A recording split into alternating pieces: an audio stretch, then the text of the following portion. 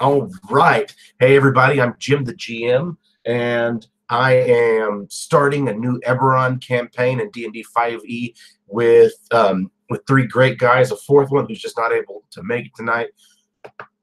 And so I've got Caleb, Matt, and Mike playing with us. So go ahead and you know what? We'll go ahead and get started, and you guys will be able to introduce yourselves in a little bit more of an organic way. For everybody else, as a reminder, the way this game is starting off is the concept is you guys are finders of things. You all have, in some way, received a message from a gnome named Zilch, who lives in a little community right on the border of the Talenta Plains and Karnath that is called The Line. The reason it's called The Line is because there was a inn and tavern that was there called The Line, pretty much using itself south of Volyar to mark that's once you cross that line, you've crossed into a different country. And just to keep travelers aware along the roads that the rules have kind of changed. During the last war and the food shortage, Carnathian government started leasing out plots of land for people, start growing, start trying to build up the food shortages or food storages. And with the line being right where it was, and Volyar being close as such a big city, they figured, you know what? We can start building things out this direction. It also gives real close access to Fort Bones and Fort Zombie. So they decided, cool, right here, the line, it's a good place to mark. And it has become a bit of a boom town, initially having started off as people setting up tents, but then realizing that this was going to have to keep going and was a very lucrative endeavor for those of them who were working on the farms and on the land. People have stuck there and done the work since the day of mourning and since the end of the last war. So at the line, you've received letters from a gnome named Zilch. Zilch is quite an old gnome, and he sent letters out to friends of his from all over the continent of Corvair. And unfortunately, those aren't you. You guys somehow came across these letters. And right now in this scene that we've got, you guys are actually out back tending to some of Zilch's property.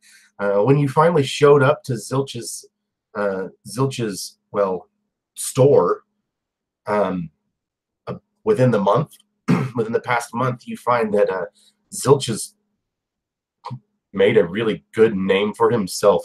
That turns out a lot of people around here are great friends with Zilch. Zilch runs a shop of things, whether you're needing tools, whether you're needing clothing, whether you're needing goods and wares, pretty much anything but food grown locally. Cheese is a big deal in this part of the world, and for those of you, the three of you, Carnathian cheese is a big deal throughout the entire world, to the point that they'll even be, House Denius guards will travel with huge shipments of cheese along Orion lines because of how valuable it is.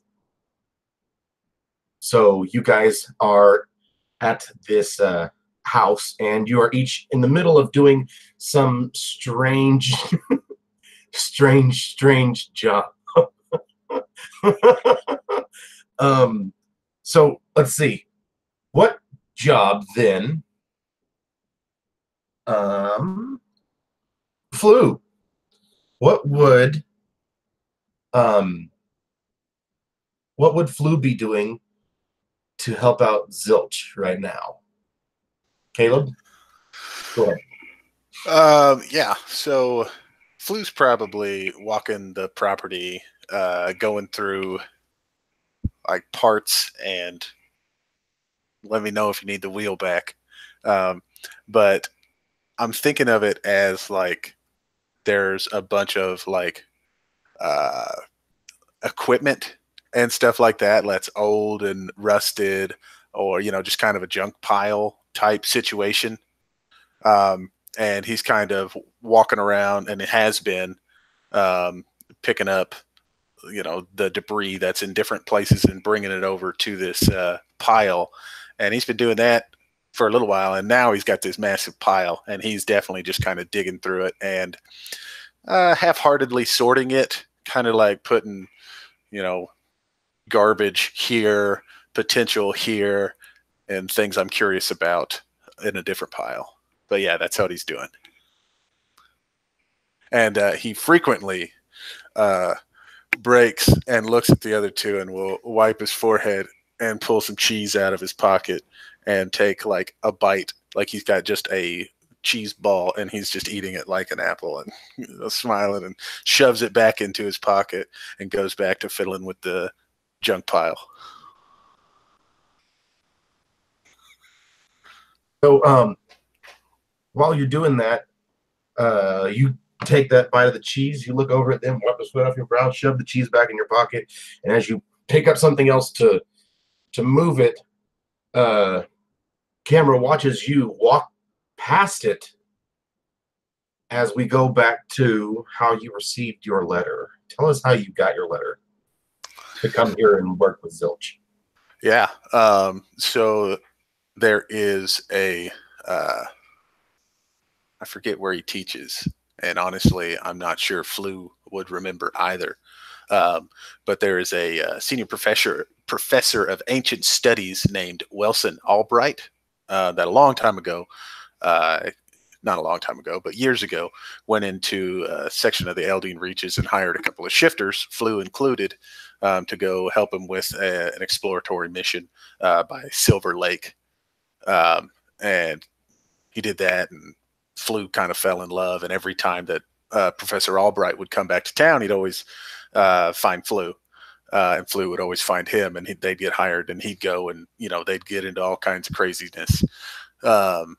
And it was, not, well, how long have I been? How long would it take to get from where I was to where I am now?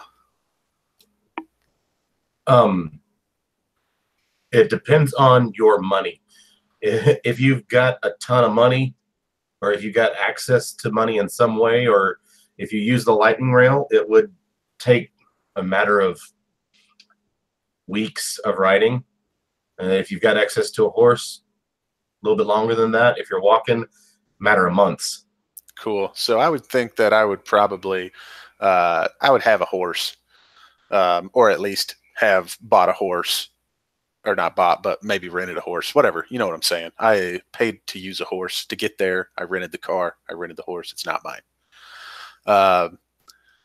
But yeah, so what, probably 3 weeks is how long it took to get there. So 3 weeks and 2 days ago, Professor Albright came through the woods again, the reaches, and found Flu and said, "Hey, I got another one for you." Flu goes on out, and it's down by Silver Lake again. It's by this little craggy area, and Flu kind of jumps into this one spot that's got kind of a sinkhole, and he dives down and he does whatever he's supposed to do, and he pops back up for air. And when he does, Professor Albright is holding out this letter in his hand, this open envelope that has a letter inside, and he says that he tells him, "Hey, I think you'd enjoy this more than I can. Plus, I have my responsibility, so I can't go." And he kind of takes it, pops up, reads the letter, sees that it's an invitation. Not really knowing what he's getting into, he talks. He talks to Wilson on the way back to where he stays at his camp. Gets a little idea of what's going on out there, and next day, rents him a horse. And just kind of takes the trip. What if he pushed hard, it might be, a couple of weeks, but he decides to enjoy himself a little bit. So, but yeah, that's how I got it. Professor Wilson Albright, senior professor of ancient studies. And different camera angle, it watches you walk past and set the stuff down. You look up take another bite of cheese real quick. The flavor is enticing. And you look over and you nod at a halfling. Corsair, what are you doing to help out around around Zilch's shop? Yeah.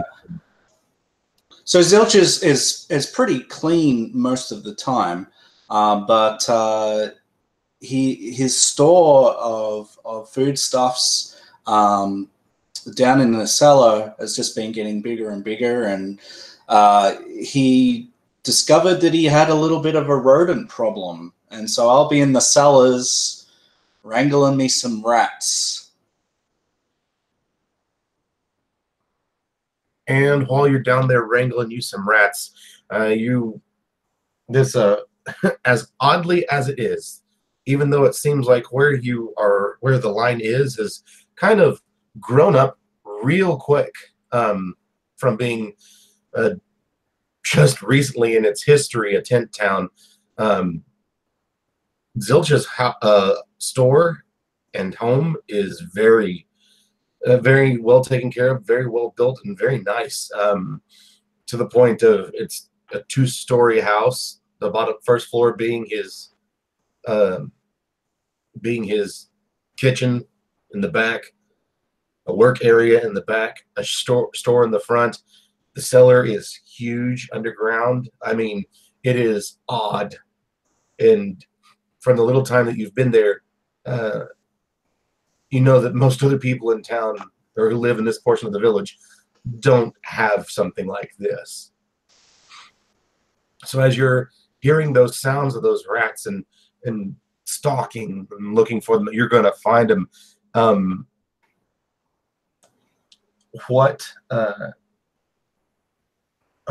It fades into how you got your letter. Go ahead. Right. So I grew up in a halfling nomadic tribe, Janang Janak, and they, most halfling tribes, basically move from place to place. They very frequently revere the spirits. And when I was born, it so happened that I was born with a dragon mark. And dragon marks generally, they still happen in the halfling populace out in the Talenta Plains, but it's less frequent than in the actual houses where people with marks are breeding all of the time. And so I became a target for jealousy and fear amongst some of the other halflings, and they came up with a plan to get rid of me, which was to raid a caravan of supplies that was traveling north from the Elven lands back to Karnath. And most of those supplies were Carnathian supplies, including their cheese. And they deposited their loot that they got into my tent and framed me for the theft. At which point I was taken before the council and exiled from the clan, with a condition that if I went back to Karnath, to the person that owned this particular shipment, and paid off my debt, and then regained my honor somehow, that I would be able to return. I then traveled to Karnath, and I've been in the house of Guntar Erdia, who is the second son of Grudin, who is the High Counselor of Reckenmark Academy. And basically, Guntar was a graduate of Reckenmark Academy. He's had a family, and his family came under attack, and I was able to help protect his children. And when that happened, Gunther entrusted me with a copy of this letter to go back to the academy, basically. Well, his academy friend, anyway, and he said, because you've saved my family, hopefully this will be a way that you can regain your honor and return to your tribe. And so I've basically come with that purpose to hopefully do some work, continue to repay this debt, and hopefully one day be able to return.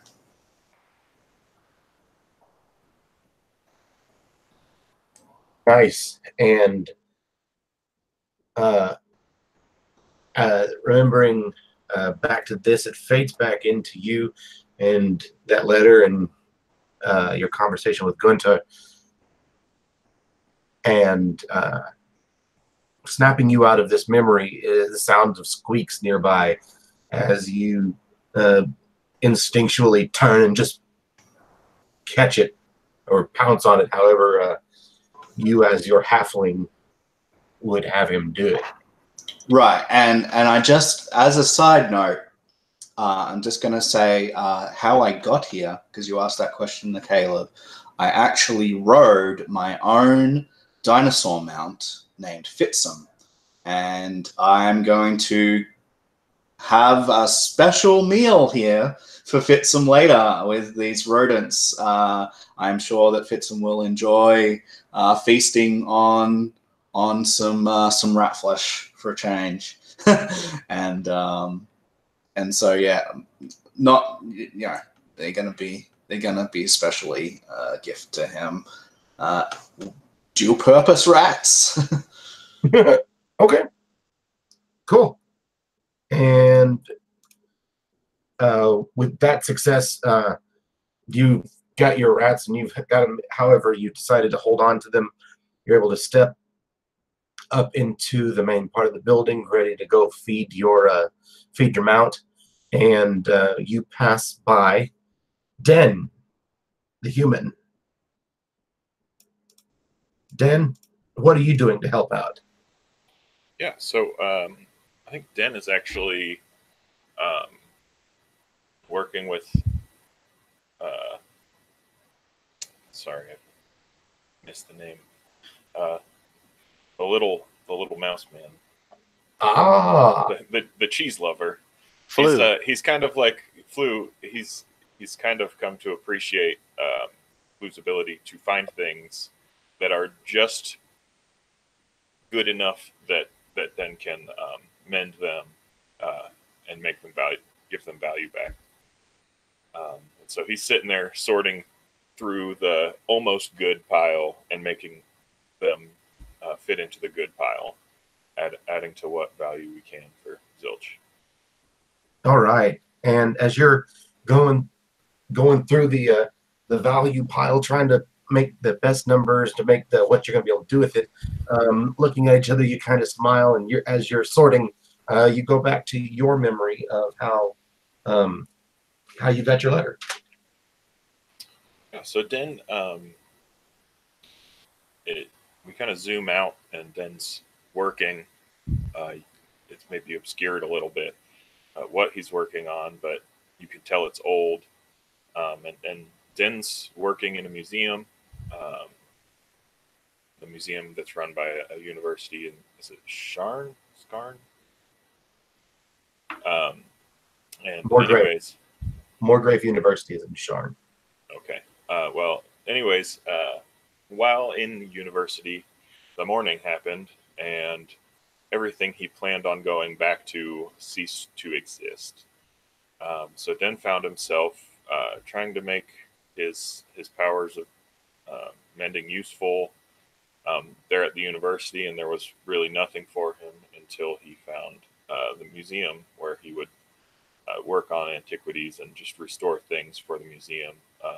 And one day, Illyria, a mentor, this kind of strange woman that he met while he was in school, she was always mysterious to him, and so she approached him while he's working in the workshop and just basically tells him that Zilch, her old friend from before, she is really strange. Won't say how she knows him, but she basically says, if you'll go instead of me, I owe him a great favor, and you can take this, and hands him this weird book that the cover almost looks like it's maybe made of skin, but you can't quite tell.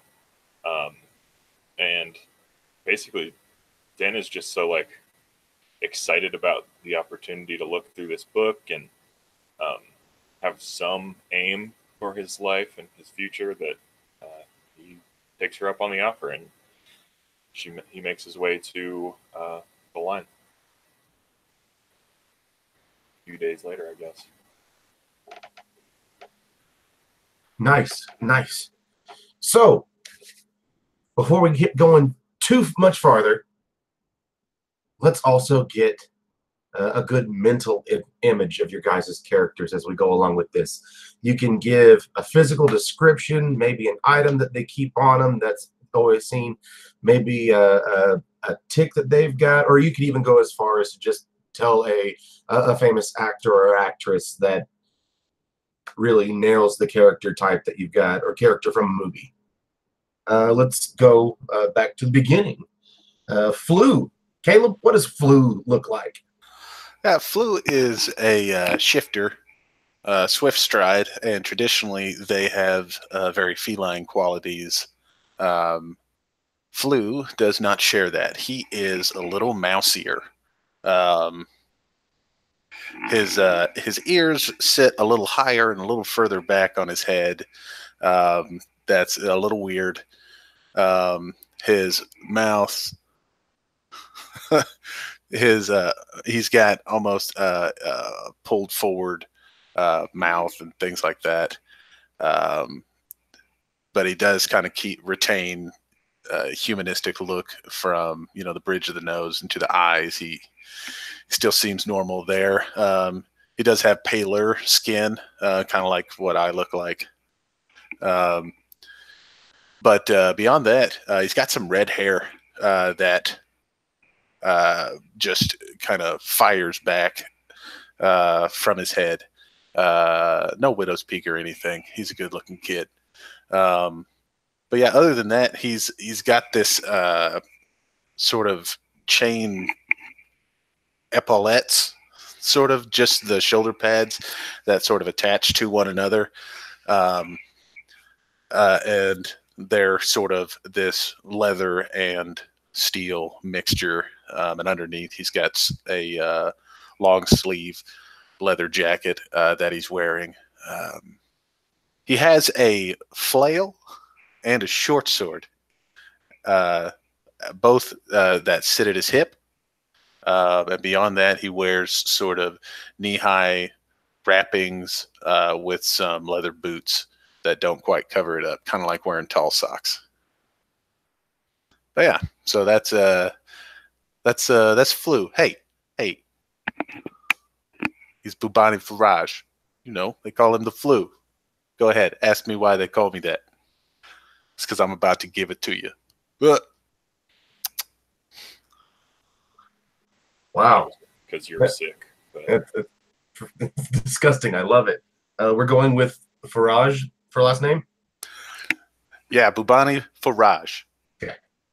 But you could call me the Flu. Cool. Then, Quinn, tell us about how the halfling looks. Corsair Quinn is a darker-skinned halfling. He is heavily tattooed, almost from head to toe.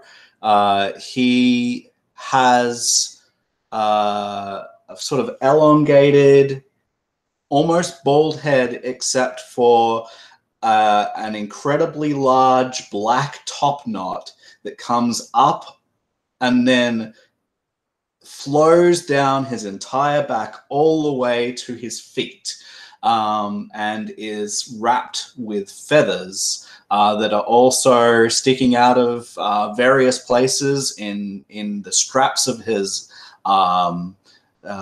clothing. His shield also has like a fetish.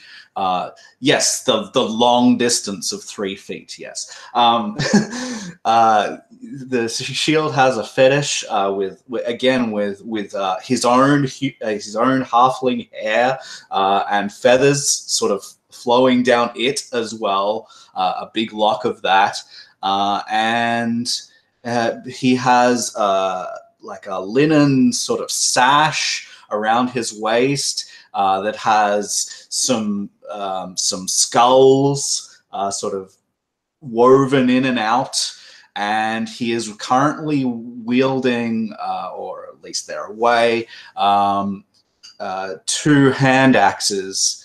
And his hands are also generally wrapped in linen with feathers around the strap, like coming out of the straps. And he sort of goes mostly, except when things are very cold. I'm not sure what the weather is like at the moment, but if it's fine weather outside, he's mostly topless. Not quite, but because of his tattoos, they sort of dress him almost. If it's colder weather, obviously he'll have his furs on, and they are stitched by him pretty much. And they're very rough, long stitches rather than fine stitches. Just all of these different color feathers, different color linens, sort of mismatched. And he definitely has some war paint on his face as well. So yeah, that's kind of Corsair Quinn. Since you let's go ahead and go with the topless dress, or nearly topless, and say that we are right now in late summer. For those that may watch it, and for us, Karnath is very, very I'm trying to think. For those of us in Arkansas, the weather is a lot more like Minnesota, Wisconsin. The summers don't ever get too bad, but the winters are long and difficult. For everybody else out in the world, it is your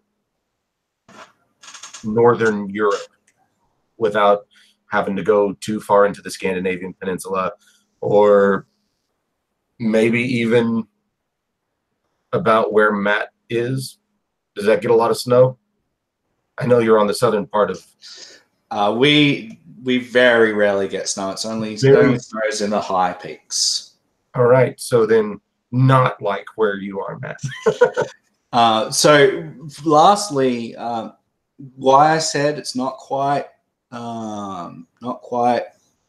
bearskin. He does have a tanned leather strap that's quite thick, that sort of flows from one shoulder down to the opposite waist, and sort of where he can stash weapons or other things. Has various pouches in that leather strap. So other than that, it's topless, but again, the tattoos kind of dress him, and the leather strap has some fur just on the inside, so it doesn't chafe too bad against his chest. So anyway. Does your dragon marks? Is it obvious? Yes. In what I'm currently wearing, yes. So it will be on my left shoulder. Bicep, I suppose. It is strapped, and it does have some feathers, so it's partially concealed. But anyone that's ever seen it before would probably immediately recognize it. Have we seen it? And even as far as that, have you let us know that you're dragon marked? I don't think Quinn would have specifically said, but he would have said that if anyone has any ailments, that they can come to see him. Okay, cool. So then from there, that's nice. Den. What does Den look like, Mike? All right, so hope this isn't a little too on the nose, but Den is a wizard who looks a lot like maybe Draco Malfoy, only with a kinder face. So he's fair-haired and tall, and similar to Quinn. Den has a dragon mark that he doesn't necessarily like to show off. He's usually wearing long sleeves, and it's kind of on this side of his forearm, and just like you can see little pieces of it coming onto his hand, specifically when he is using his ability to mend. It kind of shows itself a little more, like it's moving towards his fingertips almost. But other than that, he would seem like just anybody you would pass by on the street. Pretty plain looking. An odd quirk about him is that when he's not busy, he's often found carving, and the people that know him know that he's carving new heads for his marionette, which is a little warforged figure that he sometimes, just to pass the time, will use the marionette and puppet it around. But yeah, that's Den. So then, as you, Mike, have told us, you're dragon marked, and when you hide your screen, you've got the Decaneth coat of arms up. Do we know right now that you're a Decaneth? Have you introduced that, or do you have, what do we know about you so far in that aspect? I don't think that he tries to hide it, but he definitely does not broadcast it. Like I said, a lot of his family is gone, and so a lot of his ties to House Decaneth are gone, but he kind of he wants to bring those ties back. It's not something he's real proud of right now, but he wants to be proud of it. So okay, wonderful. So Zilch has called you all in, and when he calls you all in, this is the first time that it's happened.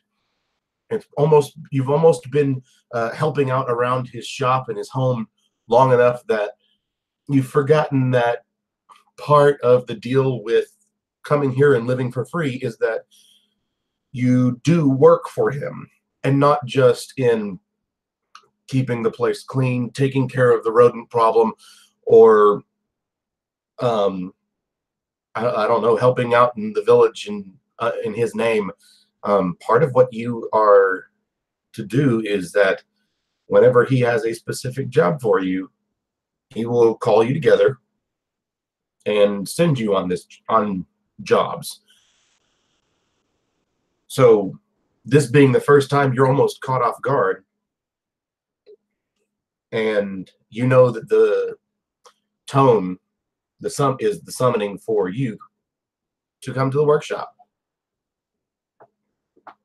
And when you come to the workshop, I mean, you're familiar enough with this workshop to see there are workbenches, there are alchemy tables, there are entire sets of materials used for enchanting. He is the hub. The line may be the reason that they chose this area, but the first thing that they did with this area was take this man and put him here to give everybody a reason to be here. Do you need something? We have the person who will be able to get you anything that you need. Yes, we have a very basic mage right smith. Yes, everybody in smallest villages, we've moved them in here. It's not huge by all means, but this guy does not belong with this shop in this tiny little village. But he's okay with this. So this workspace is completely just trashed with all of his ideas halfway through what he's building. Some potions already in the middle of brewing. And he's sitting in a chair that he keeps over in a corner with some of his books. And you come in, and he puts the book down. He looks up. This is going to be great, says the gnome. Come on over, boys. Get your first job ready for you. This is going to be... Well, let's say this one's going to be easier than I thought we'd be starting. I have a, let's just say a shipment that's supposed to have come in has not come in. In fact, the shipment was expected a little bit before you got here, a couple of weeks ago. And, well, normally the same people, the same group, same merchants come around with all of the goods to either sell me that they've got on their own or to bring in. This one specifically comes out of Vedikar, so it's a ways away, but not a world away, mind you. And he's just talking away, and he's got so much to say. And you've kind of gotten already in your conversations with him used to knowing that he's going to hit a point where he starts to reminisce, and then finally comes back. He goes, but I digress. Ingredients that I have needed for, well, an item that one of our farmers have requested to help out with some of their crop problems. That's a good way to say it. Their crop problems. It didn't come in. And I just thought maybe something happened. I mean, wagon wheels break. You have things could have happened. I mean, definitely, it's not going to be a robber or anything. Obviously, traveling along the roads, House Orion takes care of all of this. But I have received a message from my seller asking if the goods were as I had wished. And this poses a problem. In all of my years dealing with this, they've never had this problem of not getting goods to me at all. Yes, it's happened late, but, well, long story short, I was wondering if you gentlemen could follow the road and maybe see if you could find out what happened. You've got the main points. Vedikar's just up the road. Volyar's even closer. You could stop through there. You could look through town. You could go to Vedikar. And if for some reason you make it all the way to Vedikar and have found no information at all, if you've not found the goods and you've not found the sellers, then please just stop by the shop in Vedikar and let them know that we've not received our goods. Are there any symbols or names that we should be aware of? Their sellers? Sure, let's see. We already know that Flu has been here for only a few days with how he described his travel. Quinn, Din, how long would you say you've been here at the line? I think Din's been there about a week, but this is probably the first time that he's spent as much time as he wants to in this workshop. He's really excited about being in here, so he's also trying to listen to Zilch, but he's like halfway there. He hasn't been real around the camp yet. Okay. And I feel like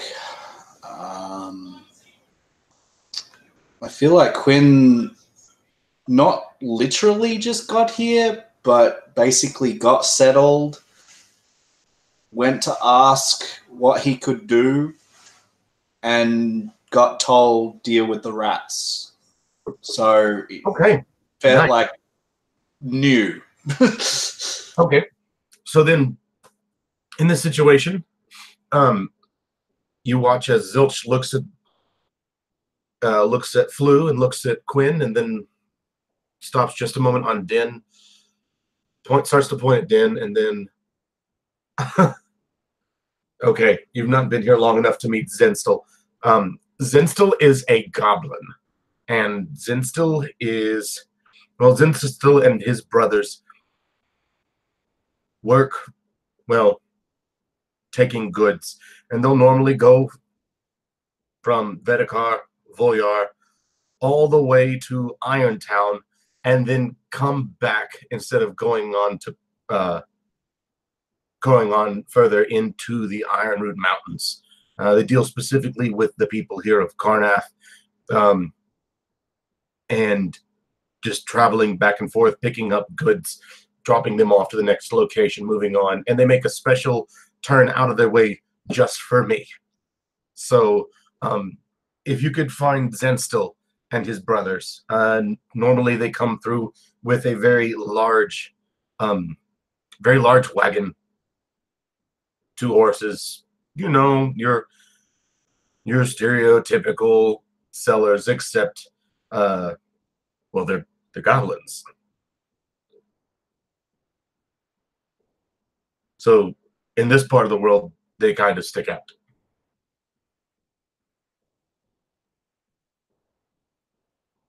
Let's see.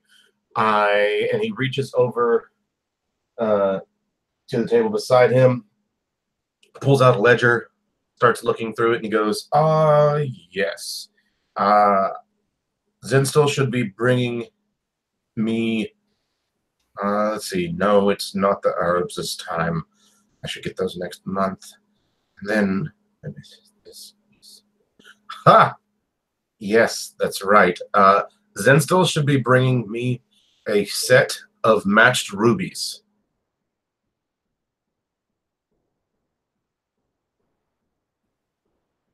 And I purchased those from the seller in Vedekar by the name of, Kareen from the Shining Star. And he puts that ledger down, stands up, walks around to a part of the workshop, finds an old letter from them and brings it over and hands you the envelope with the insignia of the Shining Star.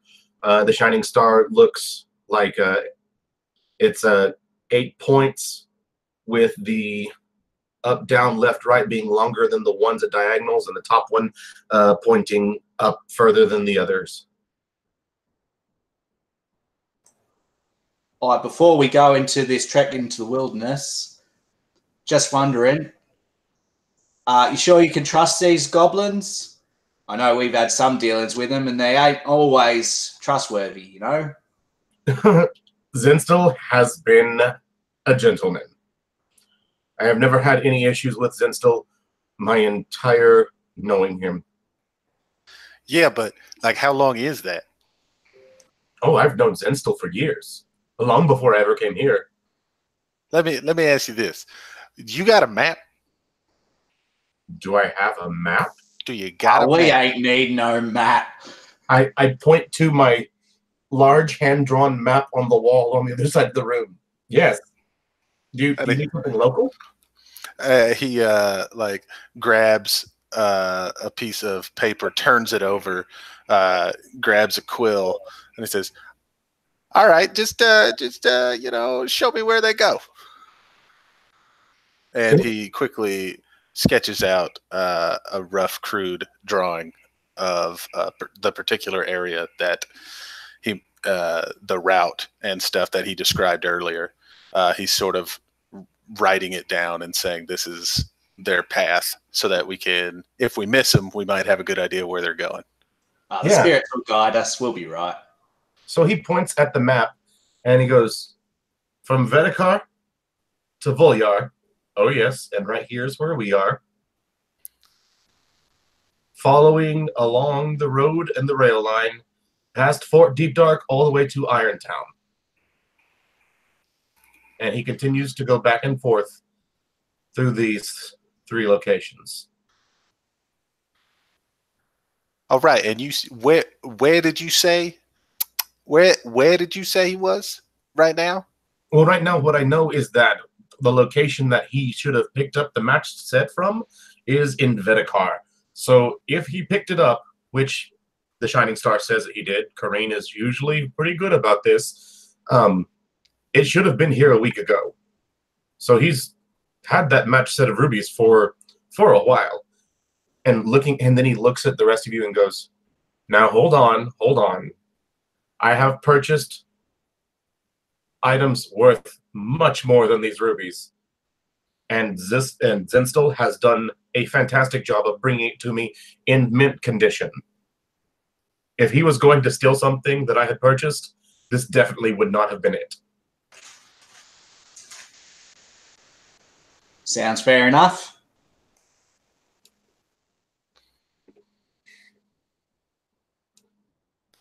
Yeah, so I guess we'll be getting on the road. Ah, good. And gentlemen, please, you are, as I remind you, you are living here for free. But that does not mean that all of the work that you do goes unrewarded. Your basic needs are continuing to be met. But at this instance, if you're able to take care of this for me, I will pay you happily. Would 50 gold be fine for you? Now, how much are these rubies worth? Oh, much more than that. Okay.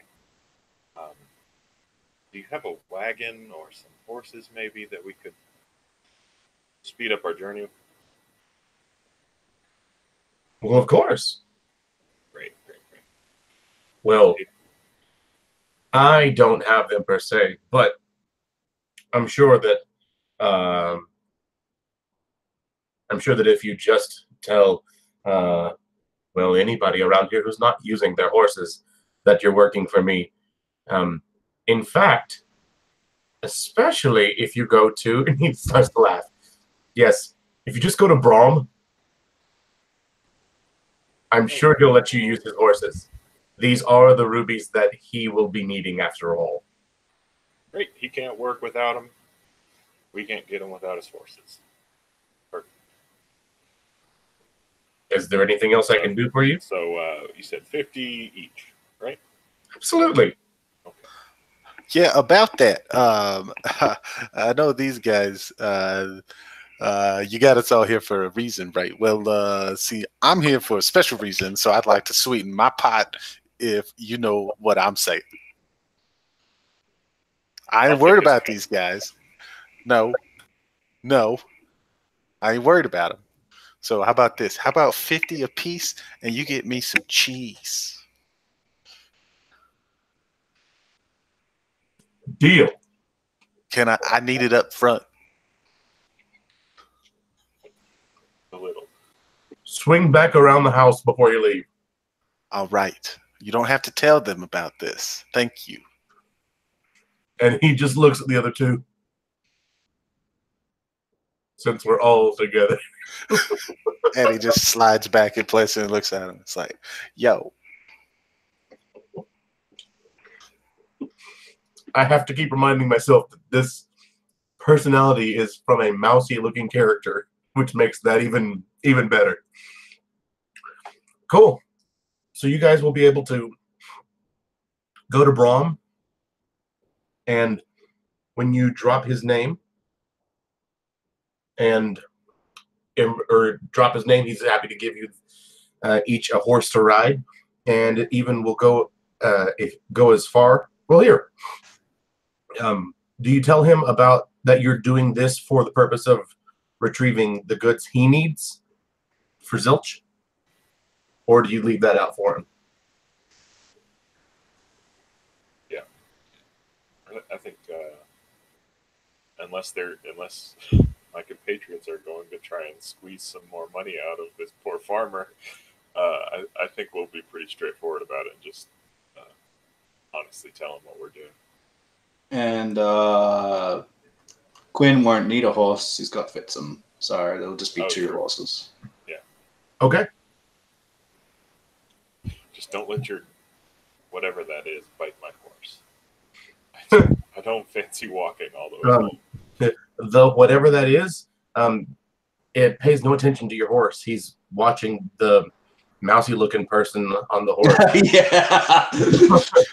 yeah, and I think due to all of the mice you probably feed him. This is actually the same. Brom was the same guy that Flew brought his horse into town to, and he's getting the same horse, so he's all like, "Yeah, all right, yeah. Where's I got to get some cheese?" And he sits there and he tries to hop up onto it and can't do it, so he kind of crumbles down and stands up and dusts himself off and turns around and sees this thing looking at him, and he just slowly pulls the cheese ball out of his pocket and takes a bite and goes back to it. All right, yeah, it's my horse. Wow. Okay. And you have the horse, and what kind of dino was it again? It is a clawfoot, but it is the runt of the litter. Gotcha. So it doesn't have the stats of a proper clawfoot because it's much smaller. So your runty clawfoot. It's a runty clawfoot. Nice. You're able to stop by and stop back by Zilch's, and he'll give you some cheese about the size of your fist. Yeah. And then the other half after. I'll see you. And he just waves and smiles and nods. Yeah. And to himself, Flew thinks, man, this guy, you don't even know.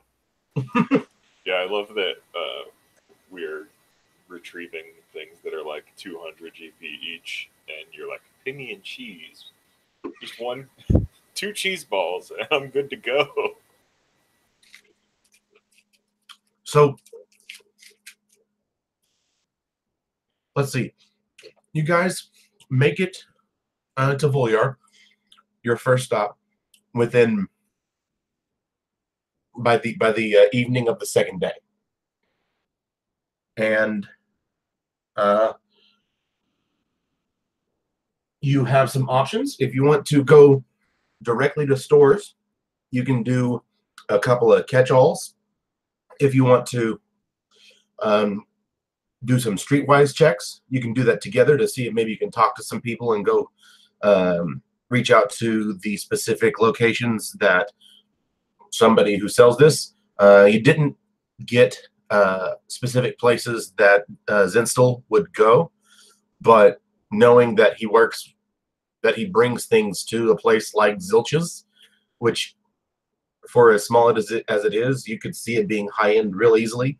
You kind of have an idea of places you could go to talk. And you know what? Let's actually see what we can do first with with Streetwise. Would anybody like to lead that? Do a team check? Would you like to do them separately? What do you mean streetwise? Oh, I'm in a different game.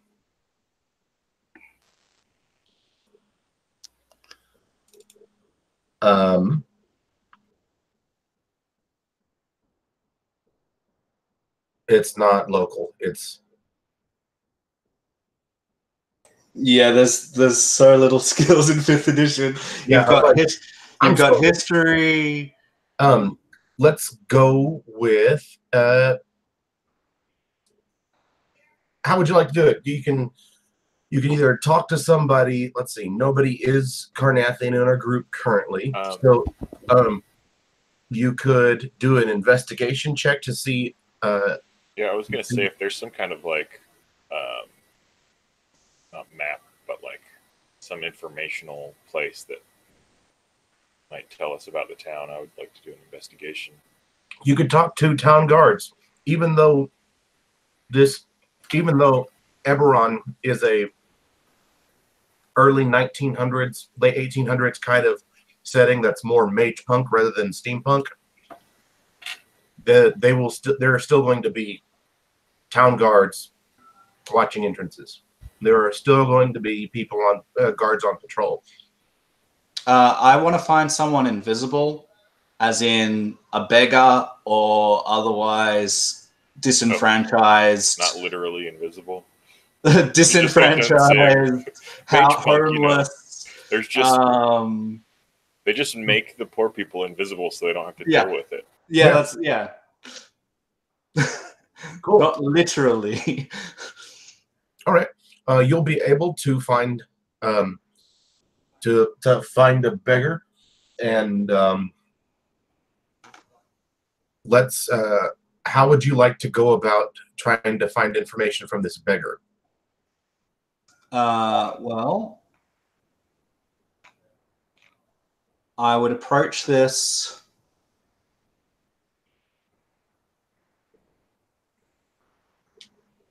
I would approach it as a healer, being that I have the dragon mark. I would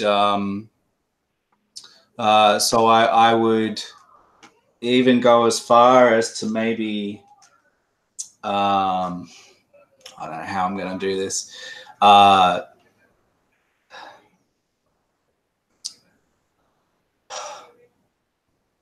I've got my healer's kit, so I kind of want to go to like one of these alleyways and set up a blanket with a decent meal that I can afford, and my healer's kit sort of spread out in sections on this blanket. And basically, when people walk past, invite them to come and sit and have potentially their ailments cured or treated, at least, for free. All right. Cool. And you will have a lot of strange looks, because somewhere around you is also your runt. Yeah, he wouldn't be too far away. Right. But not like sitting on the blanket. Right. Maybe further down the alley behind you. Right. But still, yeah, still near you. And through the course of some time, you'll be able to get a handful of people come by and be willing to ask for help, whether it's people who are they've got some sort of infection, they've got some sort of cold, they've got a bum knee. Yeah. Well, I don't have the cure for everything, Right. but I can add to my healing checks with my healing kit, and I can actually steal of my own life force to heal others. That doesn't cure diseases or anything, but healers' kits can treat things like poisons or other stuff with the right checks. So yeah, I'm just doing what I can, and going about this will just sort of say,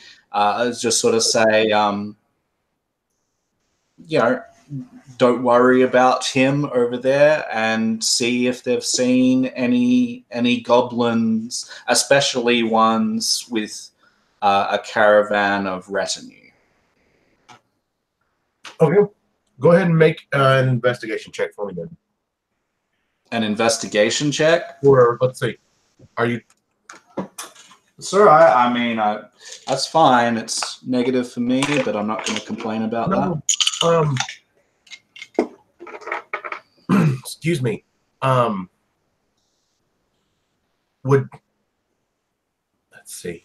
I was gonna say, can I make an investigation check as he's like talking to them and I'm just like intently Perhaps he's watching. the one that if you want to come Okay. with, then that And he's works. just helping them and I'll make the I'm roll. helping them and he's doing cool. Let's do Cool. that. So You're sweet. because of the nice little sting that you've got set up here, you're drawing people in to have these conversations. Cool. Then Den, go ahead and make that roll, and you can have advantage on that. Awesome.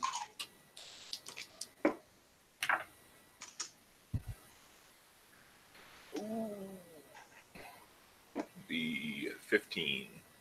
Nice.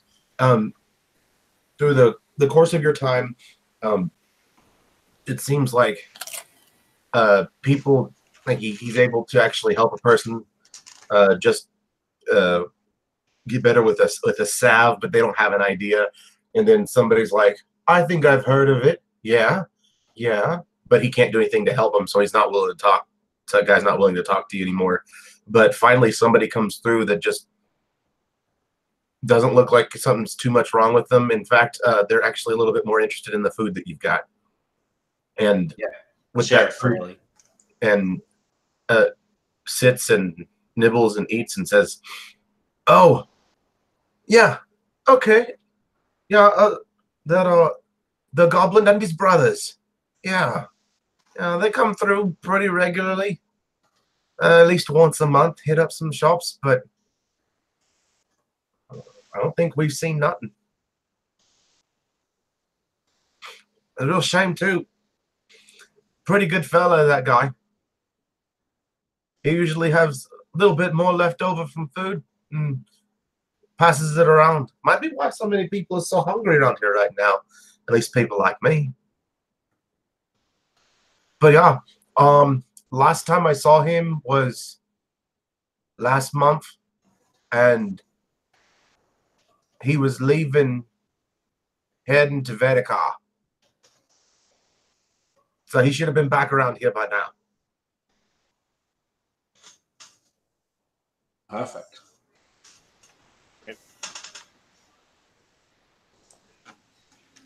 Flu, did you want to try anything? Yeah. So I think where we bring the horses in, I would say that I would take the other horse and just hang out at the stables and wait for him. He kind of gets down off of his horse and eats a little bit of cheese and looks at the actual stable master. And then he says, "Ho, ho, there he is, right there." And he walks over and he says, "Hey, Blue Bonnet Farage, I'm your man. You're my man. I got a question for you, buddy. What would you do? Like, what is some sort of like special magical thing that would be great for you to use as a stable guy?" Something for me as a stable guy? Oh, Yeah. man. Honestly, about the best thing right now would be ropes that tie themselves. It's not you're not thinking some shit flinging tri-pronged sort of device, nothing like that, huh? No, that's pretty easy. That part. Right You now, got those. You got those. That's cool. That's very nice. Look, what like, would you?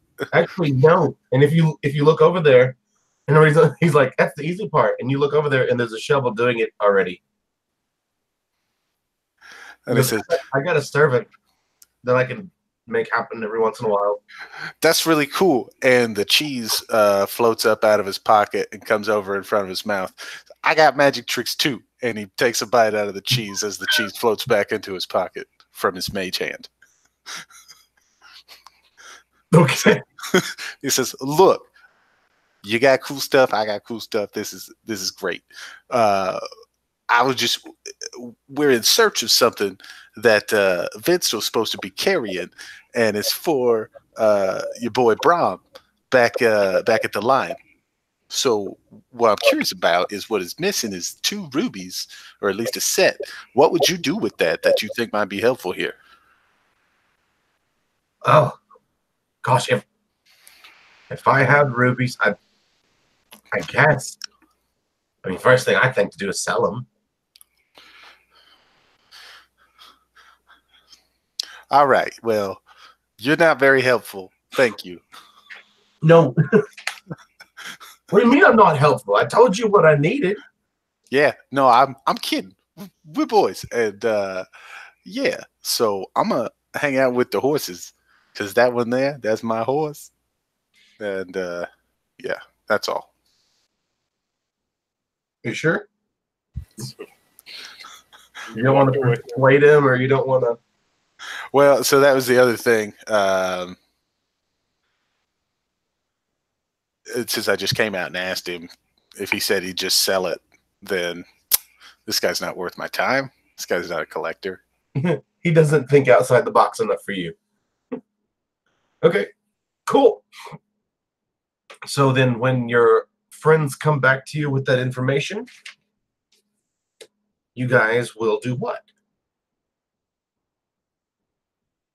You did make it here by the end of the second day. Whatever money that you've got on you right now is what you've got to spend. If you don't have enough to stay at an inn, you can sleep outside of town. How much is an inn in this town? How much is an inn? I think it's like 3 silver, 5 silver, something like that. Nothing too stupid. I think that Den is used to being the wealthy friend, or at least pretending to be the wealthy friend, and he's going to offer to pay for a room for us. Nice. Yeah, there's one word response. Simply, yo. Yo. So yeah, as far as Quinn is, he basically has packed enough, provisions for himself for a little while, and he can hunt for himself, but he doesn't really have cash to speak of at this stage. Yeah, no, it's cool. Ben said he was going to pay. And he kind of thumbs up to Ben. It's Den, and how big of a room do we really need? You're both quite small. Can you share a bed? Seems like you want to share a bed.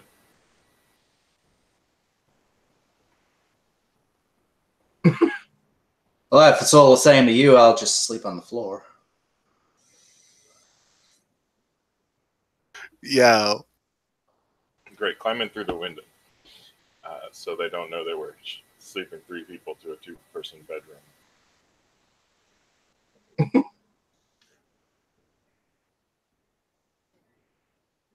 Cool.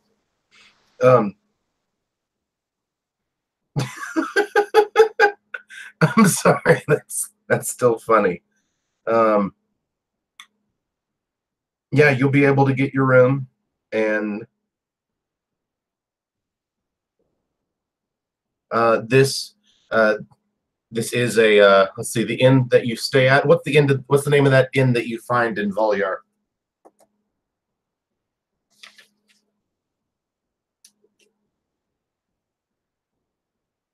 Are we making it up? Yep.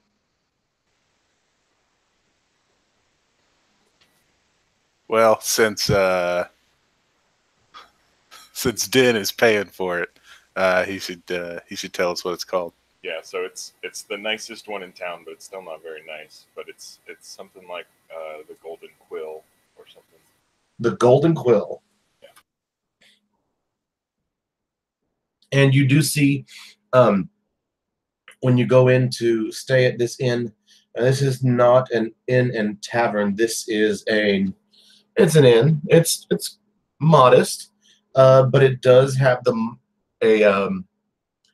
a crest of House Galanda behind it to let you know that this is been given the thumbs up by the house in the world that is the house of halflings in the world who give the thumbs up to all of the inns that are good inns.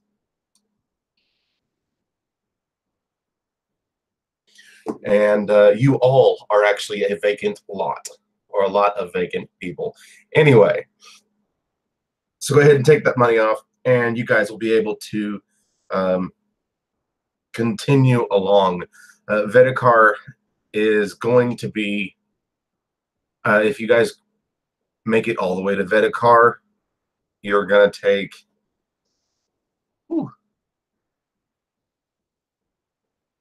Vedekar is a good, yuck, almost,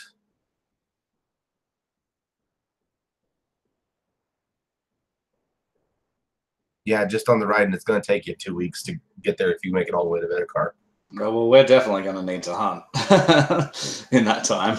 Yeah, and I'm kind of expecting to not necessarily need to get all the way there before we see signs of what happened. And because this is a House Orion road, there may not be a ton of large enough cities to actually call towns and cities, but there definitely are inns along the way. So if you'd like to continue renting, you would be able to. And and one meal comes with the purchase of the room.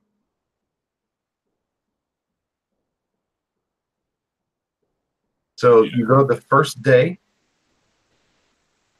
and there are, you know what? Let's do this. Let's get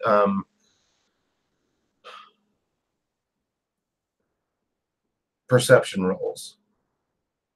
Would any of you be doing those normal things that we do when traveling? Maybe you're doing a like, because Flu drew a map real quick of where we're going. Is Flu trying more to follow the map to make sure they're going the right direction, or is Flu going, you know what, let's just stay on this road, we're good? Is anybody looking for food as they're going along? Is anyone?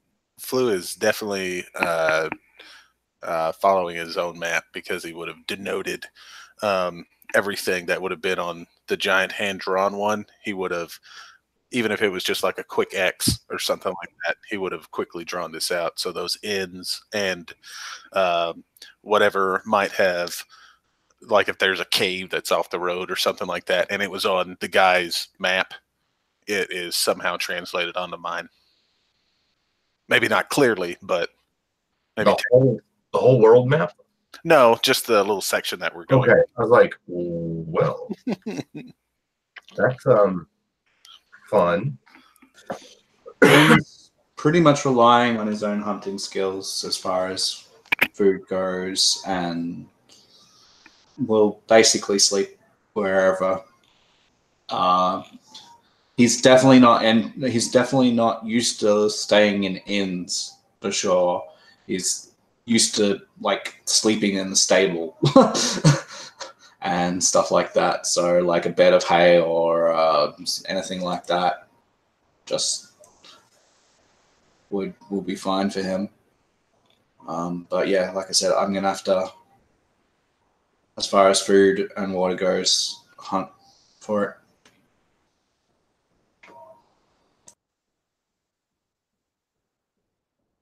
Cool. How about you, Den?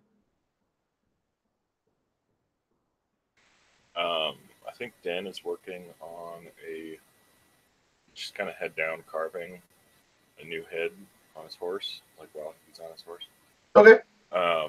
Which this hasn't necessarily been revealed yet, but as part of the dragon mark that I have,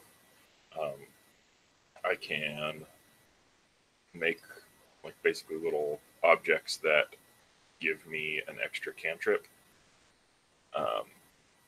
which is what These heads are? Yeah, that's what these heads are. Or his little puppet, whatever head he has on it, is different. Okay. Well, then, sweet. I'm waiting for you to be like, for one of them to be like Jobu, or like. Yeah, and to kind of carry on, I meant what I said before. Den is used to like footing the bill for his university friends, and so every now and then, I think when they come over a hill and see an inn, he offers to pay for a room for the night, if for no other reason than to get off of bedroll, have a good meal. Cool.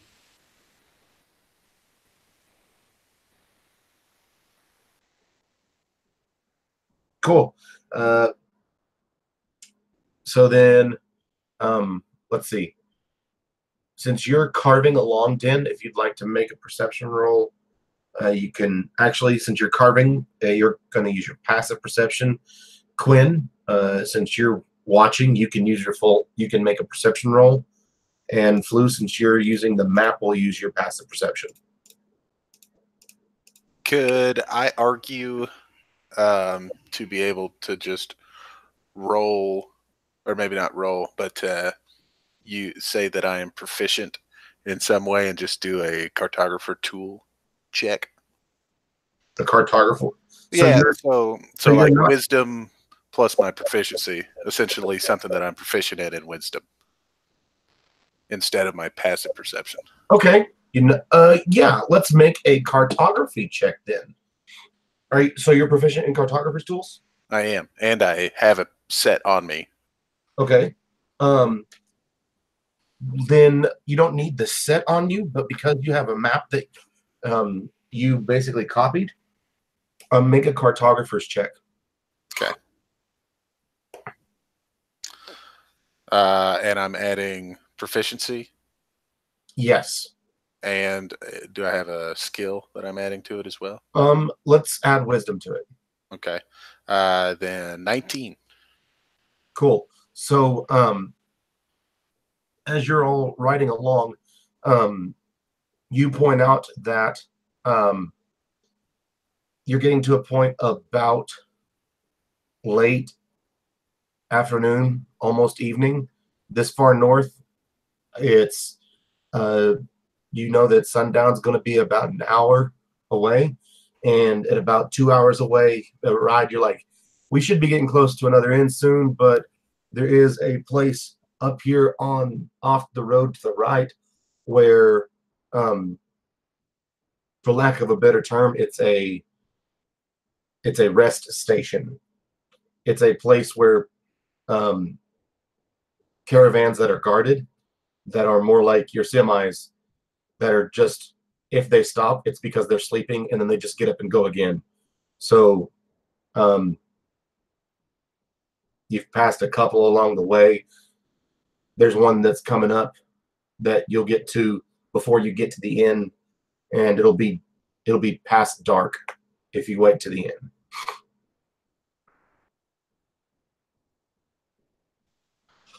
Yeah, so there's a rest stop up here. I think that's where we should, if we're good with that, we should stay there tonight. I know there's an inn coming up, but it might be dark by the time we get there. We don't know how many rooms they got. So I know that you're probably just begging me, right? Just begging me to pay for another room. But I think we can probably save you a little bit if we stop up here. So that's my 2 cents. That's just me, just a mouse in the house. And within that time period, you'll get there. You'll make it to that point, to the point that even Quinn, you're the one you spotted, and you're like, "Yep, it's right here." And Flu's going, "Yep, right where it should be." You're able to spot this portion of the road. Instead of being well taken care of, this looks like something more that what's happened is it's been used so often that it's been worn down to dirt, something that people have just basically created on their own over time. And you're able to point out where that is, Quinn.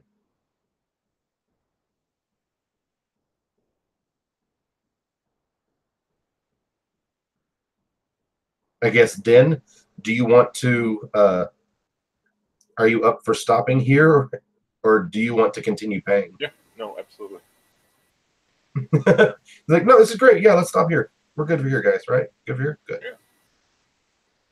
As long as we're not alone on the road at dark. Right, and you're not, and that's part of the reason why these places come up, because um uh because instead of staying in towns, a group, a caravan or wagon that's people feel confident enough to guard themselves will pull off just on the side of the road instead of going through a town and stopping in a town and finding a place to stable and place to take care of their goods in the middle of the town. They're like out in the middle of nowhere on the roads is a lot safer than around a bunch of people who would want our stuff. So you can find that. While you're there, when you turn down this dirt road to go off of the main road, Quinn and Flu, there is a very, very strange sight that you notice. The amount of hoof prints leading toward it that are fresh do not equal the number leading away.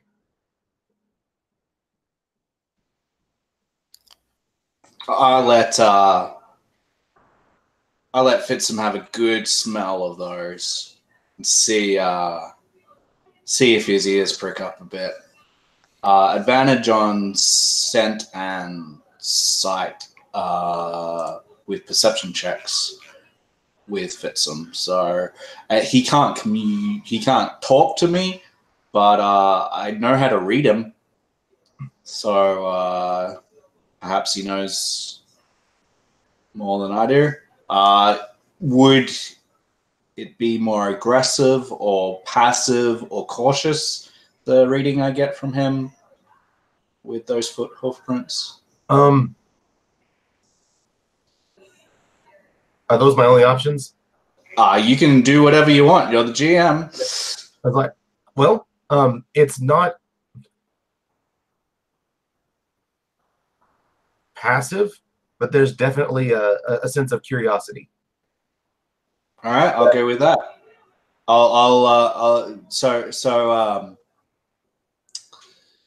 Awesome. So Quinn, he suddenly sort of starts slinking side to side, and he's like looking awfully cautious, and he's sort of sniffing the wind. It's like, the spirits are telling me something's up. There's something interesting on the wind. Gonna go investigate. See if I can wrangle me something. Yeah, I'd like to make a survival check, and maybe you'll argue it's insight, but I think that Flu believes that these extra horse prints going in might be the last set of prints from our goblin friends, and that's why their horses didn't leave. But if I would like to make a survival to see if I can intuit what more going in, fewer going out might mean. Make a survival check, and I'll give you what the roll will tell you whether that's part of it or not. Okay. Oh boy, I'm supposed to be good at it. 5. You are able to intuit that much easily. Like, well, it looks like whoever went in there, the last people who went in there maybe didn't come back out.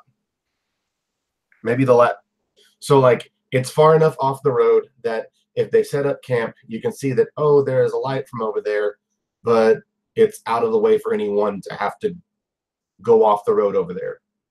It's going to give them enough time to see that, oh, someone's approaching us rather than staying on the road. It's not right by the road. So at this point, you're probably it's probably 150 away from you.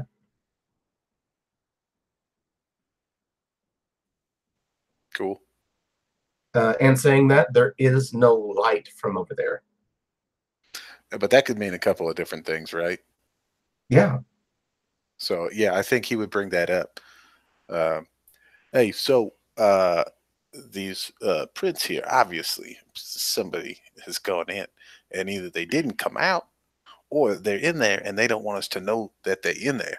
So whatever we do, we ought to be very quiet. What's some way that people say that? Quiet as a what? Oh, it's me, as a mouse. Shh. Oh, it's me. Okay. So what are you guys planning on with the situation? You got your horses?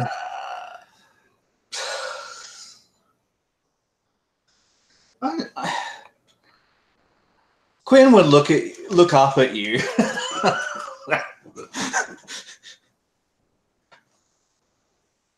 What do you mean quiet? We're in no danger. Just a couple of horses that went in and didn't come out. I mean, it's a well-traveled road. Just call out and say g'day.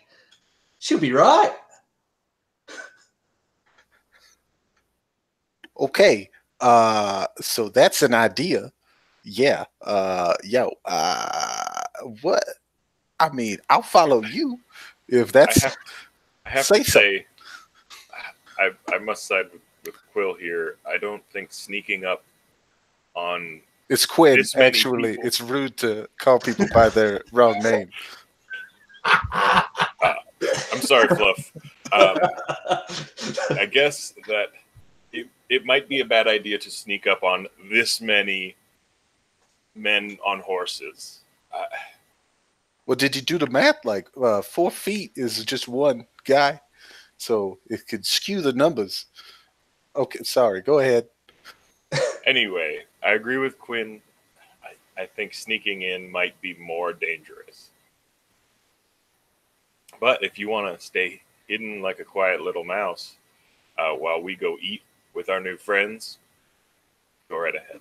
So Quinn starts walking just ahead as you start to talk and start to agree with him. He's like, cool. Oh boy. Like, we're coming to share your camp with you. Let's see. So I know that Den doesn't have the dark vision. Quinn, you don't have dark vision either. Certainly not, sir. Flu? Yes. Does anybody like light up a torch or cast light? I thought we were going to this place because if we continued on, it would be dark by the time we got there. It's about to where you are right now is that rest stop that has been created by the caravans who stop on the road. So beyond it is where we're heading. Right. Okay.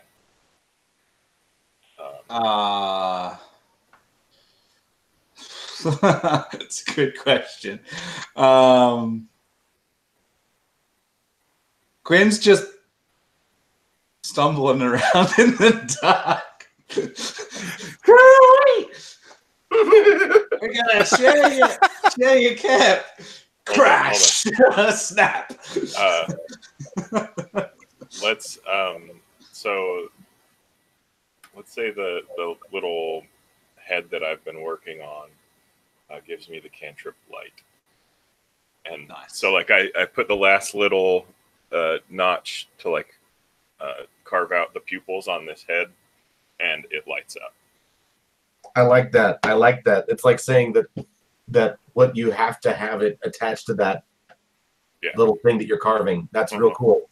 So putting in that last notch, and you just in that moment of activation. Oh, this is exactly what I needed now. What dumb luck. I like that too. And so now you've got this light. Is it actually, since the head, is the whole head lit up? Is it coming out of the eyes that you carved? I'm imagining it like a brighter. You remember that glowworm toy from the 80s or 90s? Yeah. A little furry, whatever, nighttime. I imagine it being like that. Like the rest of the marionette is not glowing, but you can kind of see it a little bit from the brightness of the head. Okay. It's just glowing enough to Then illuminate. there's this voice calling out from someplace that you can't even see because he's too small. Can't even see him through the underbrush. I think what you'd see once the light does finally get over is Flu is like closely following behind him, and right before he says, "Watch your step." That's when he hits the thing. He's just 1 second too late every time you run into something, just following you around. Okay, so I mean, what could possibly go wrong? So, y'all are doing all right, sending a light that way. And as you go along, as you get closer, let's see. As you get closer, with about, let's see, the range on that light that's 30 feet? It is 30 bright, 20 30 bright, 20 dim. Okay. Go ahead and then you can make a perception roll if you'd like to, but Quinn and Flu, you will see it as soon as the dim light gets to it 40 feet away. There is a cart over there that is turned over onto its side. And that's what you can actually, Flu, you'll catch it first because you've got the dark vision out the extra 20 feet. So Flu, you'll catch that, and then 20 feet later, Quinn, you'll catch it. Yeah, I think as soon as he sees it, he'd probably kind of start to move over towards it, sort of cutting a straight line directly to it, nimbly moving through whatever might be around to get over to the cart. And maybe by the time that the light actually gets up on it pretty well, that's when I'm lifting it up to see what's underneath it. So the cart's turned over on its side, so you can see the underside of it right now. Oh, okay. Like from where you're seeing it, it looks like whatever that might have been with it has spilled out to the other side. And as you begin running closer, you'll see that there are barrels and crates all cracked open, broken, goods falling out, whether it's clothes, stores of food, weapons, ammunition, and make a perception roll for me. While he's making that perception roll, Quinn and Din, what are you doing once you see Flu take off?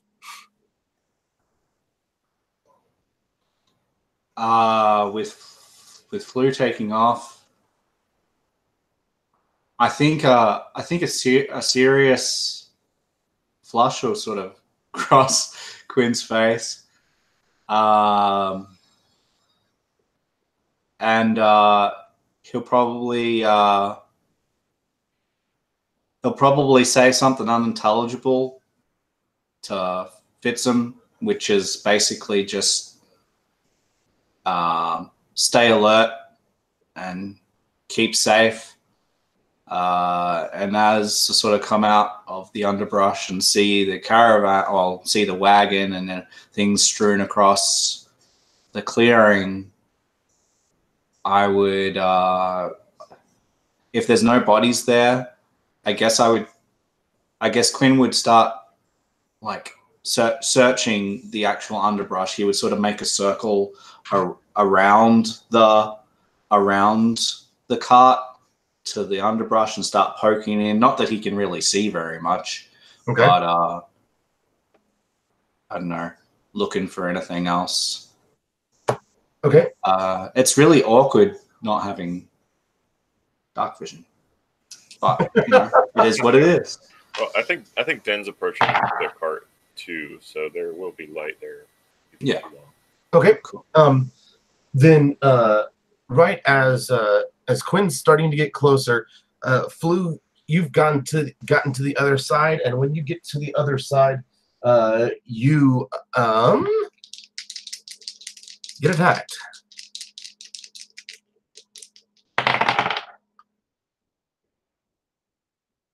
Yeah, let's see, it's a 15.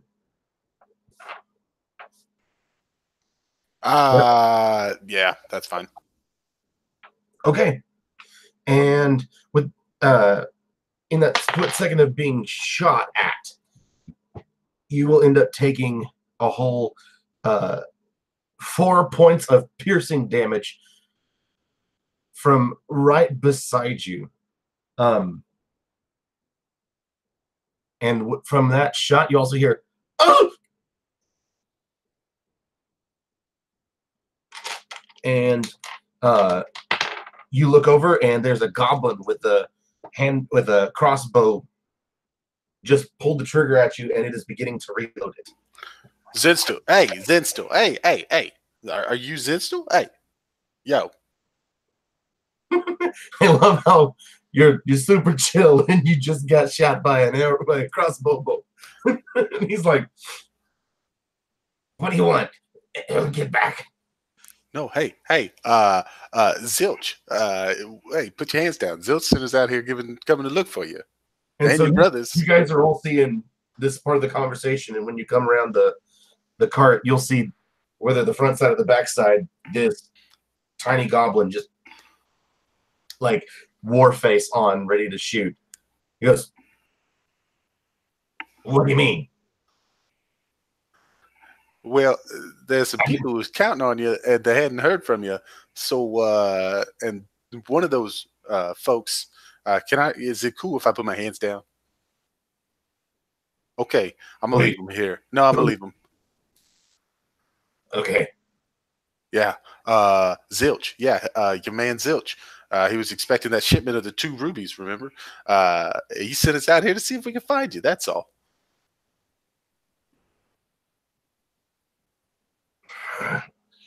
Let's see. Make a persuasion check.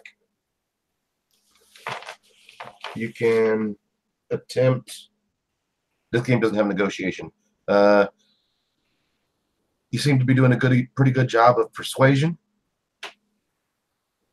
Yeah, I think I'll go with persuasion. That sounds good to me. Okay. I am going to use an action point. You can wait till after you roll. Here. Okay. Yeah. Go ahead.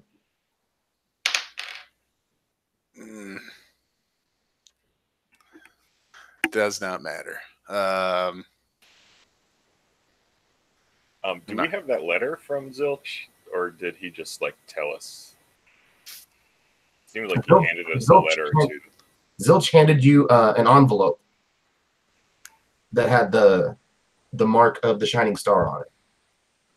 Right, and that's where the rubies were from. Yeah, that's the store. Corrine at the Shining Star from Vedekar.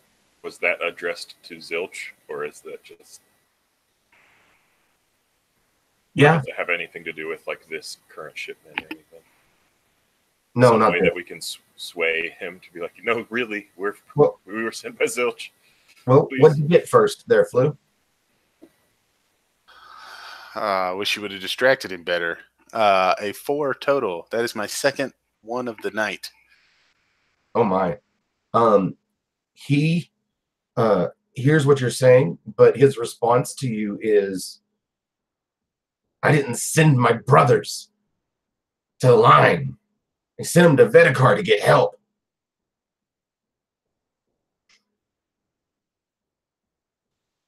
Help for what? "We were jumped in the night. You're here just with them, aren't you? You're here to finish me off." No. I'm not. Do I look like one of those kinds of people? No. Right? Am I right? As the tattooed halfling on a dinosaur walks up behind you. He's probably very put off by the dinosaur and the halfling poking around in the bushes. But they're not really facing this guy. Keeping the eye out and ready to jump if he keeps on attacking, but yeah, still poking around in the bushes.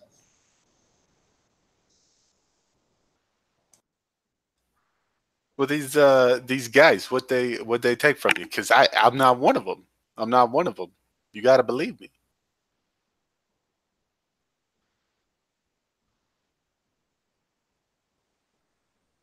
Was it the rubies? Don't say it's the ruby. No, it can't. You're gonna say, "Don't do it. Don't tell me it wasn't the rubies. Don't say it was a No, don't say. No, it wasn't the rubies. But Phew.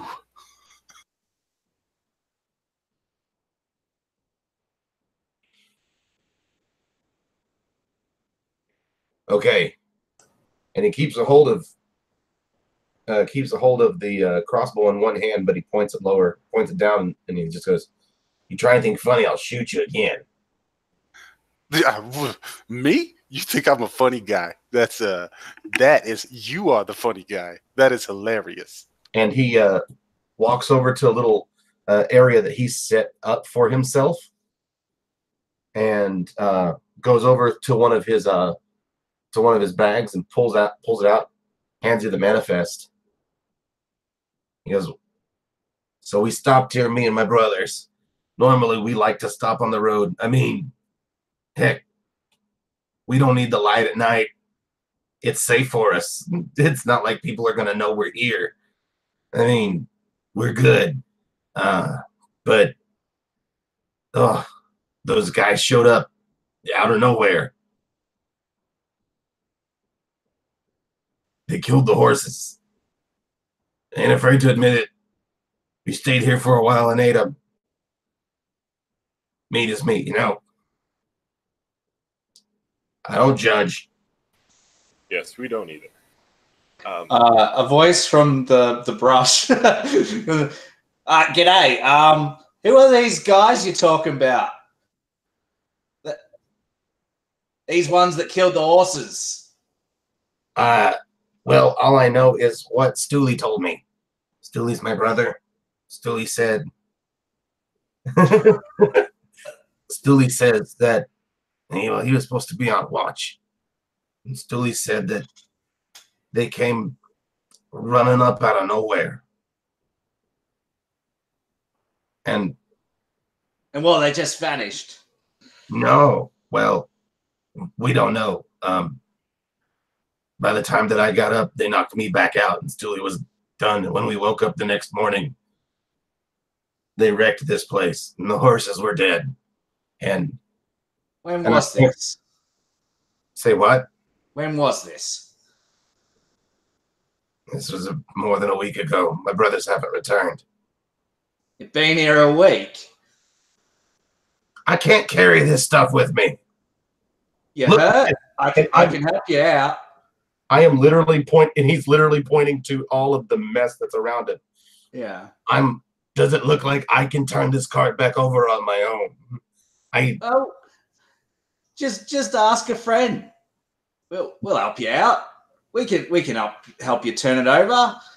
We ain't no horses. I mean, got riding horses and me mountain over there, but I'll help you turn the cart over at least and pack it back up for you. Well, as long as you don't shoot him again, I'm gonna have to look after it. Well, I'm not gonna shoot him again unless he tries to, take. And he looks at the mess around him. Make a persuasion roll for me. What, me? Yeah. All right.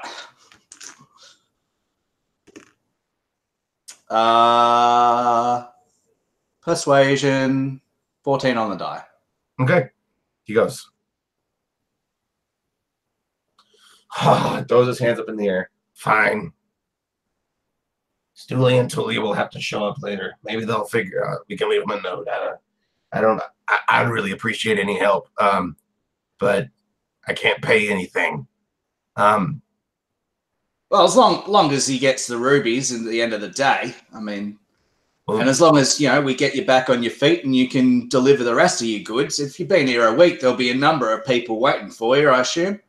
Well, see, the part of the problem is that there's probably a lot of people waiting for these goods. I guess they weren't looking for anything like gems. What'd they take? I mean, it looks like there's still a fair bit of stuff here. Yeah, there is. Speaks a lot for my business. They took a couple of, Swords and shields? Weapons. Well, yeah. I know I was supposed to drop off a set of weapons at Voyar. Somebody was supposed to end up taking them on to Fort Bones. They needed more. I guess there's a big deal going on with the bones. And he just kind of crosses his fingers and makes like this ugly face. And they're needing more than what the fort can make on their own. But those were some of the more expensive weapons. If you catch my drift. A little bit extra good on the aim, right? Anyway, they also took all of my money. Probably had a good 300 Galifars on me. So Galifars is code for gold. Yeah, you sort of hear a whistle coming from the halfling's mouth. Whew. Right, well, let's get you righted then. You're all, you're healthy enough. Well, yeah, I've got horse meat if you'd like some horse meat. She'll be right, mate. So we'll sit on this side. Have you got a rope? Maybe we can have someone on the rope to pull, and maybe a couple of people on the back to push it, and we'll get you righted back up again. At the statement of, have you got rope? He looks at you and turns his back on you and gestures toward all the crap that's laying around. He's like, I've got rope. I've got lots of stupid rope. Question, I know, right? All right. Let's do this then. Do you have any of that rope that ties knots? Ties its own knots? Yeah, don't worry about the money, man. It's really all about the experience. I've been experiencing this plane for about a week by myself, and I don't know if something happened to my brothers. What I do know is if you look out through the field, well, there's horse tracks that lead that way.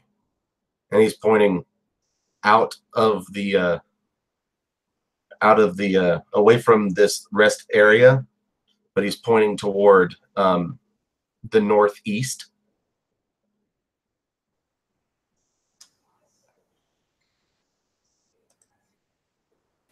Is there anything on Flu's map in that direction?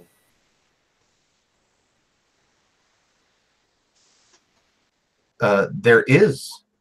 In that direction is the Shadow Mount Forest. That sounds safe.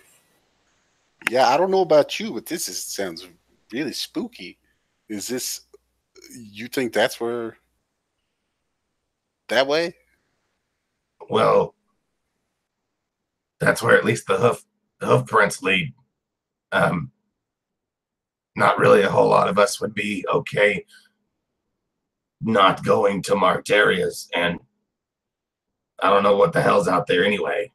So maybe that's an idea. But since you're offering to help me, if we can put this, write this, and pack everything back up, like I said, there's the manifest. I've had nothing better to do than to make sure that everything's still here. And actually, and he'll go through and dig through one of his sacks. I mean, it is crates and it is loose stuff and it is barrels. There's not like a chest. Like he looks like he trades crap.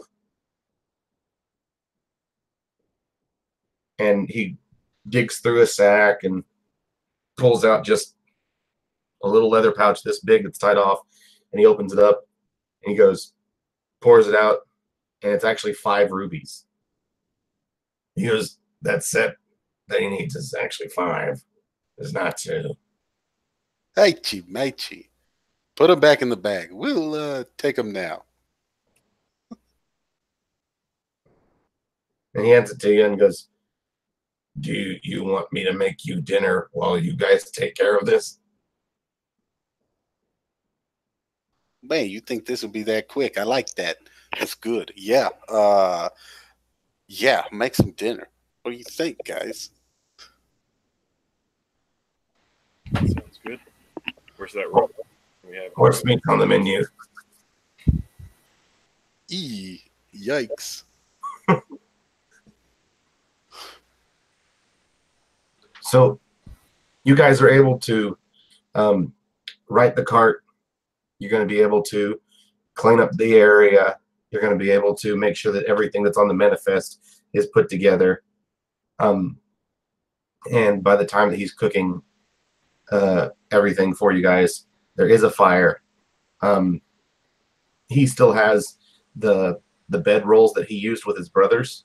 Granted, they're both small, but those are available. And there's even a couple in the wagon that people had purchased that are full-sized. But it's going to take about 2 hours for you guys to be able to handle all of that.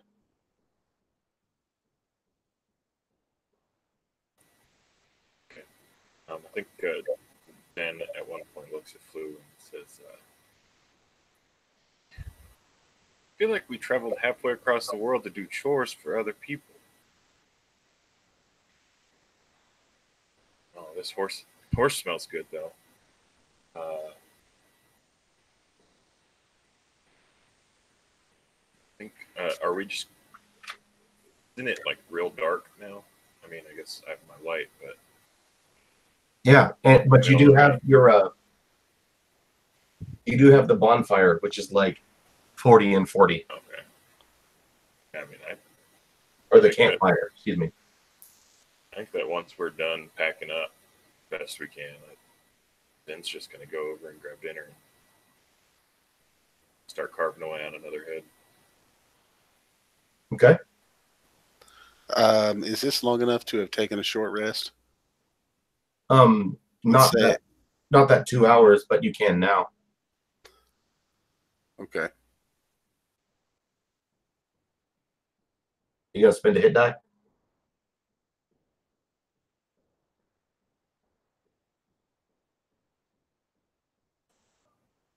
Yeah, unfortunately, unless I take the feat, I can't actually heal you with the healer's kit. Otherwise, we could spend my hit die instead of yours, and if you don't want to spend yours. I only got hit for 4, so Right. I will roll my D8. Thank you, Dell.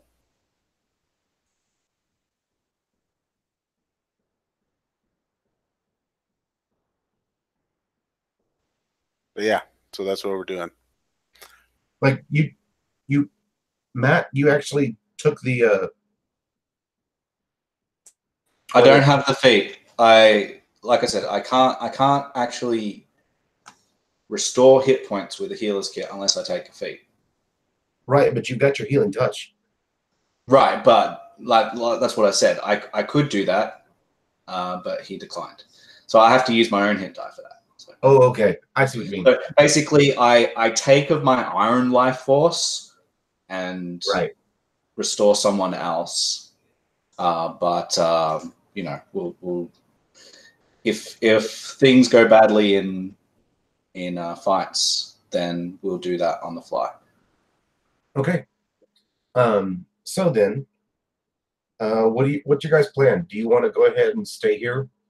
Do you already have your horses tied up, or do you already have them tied to the cart and the wagon? Do you have them tied to a post out here?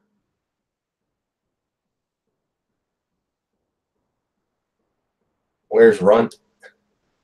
Yeah, I don't think Runt's very good at pulling. he's run free his whole life. He can carry my weight, but I'm a halfling. Not going to be very useful. Good at sniffing out a trail. Besides that, you know, I would help out if the others wanted to hook up these riding horses to the cart. The horses probably won't be overly happy about it, but because they're not used to pulling work. But They belong to a farmer. okay, so they're not riding horses; they're working horses.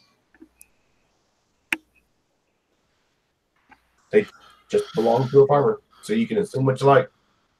Okay, done a bit of everything. I like it. Those riding horses, then, are you willing to rein them up? Yeah, I think that makes sense. Whether we tie him to the cart or not, I think we should definitely tie him up. I guess. What's his name? Zenstel. He's not going to leave without us, right? So far, you think that. Okay. It's good enough. All right. Then I guess we're heading into, what is it called? Are you going to go back up to Vedikar? I thought we were going into the woods. I guess depends what's the priority. If we need to get him back to somewhere that he can start to set himself back up again. There's that. Otherwise, because I don't think he wants to be anywhere near those woods from the sounds of him. Yeah. I don't think he's going to go with us there, and I think Zilch wants his rubies.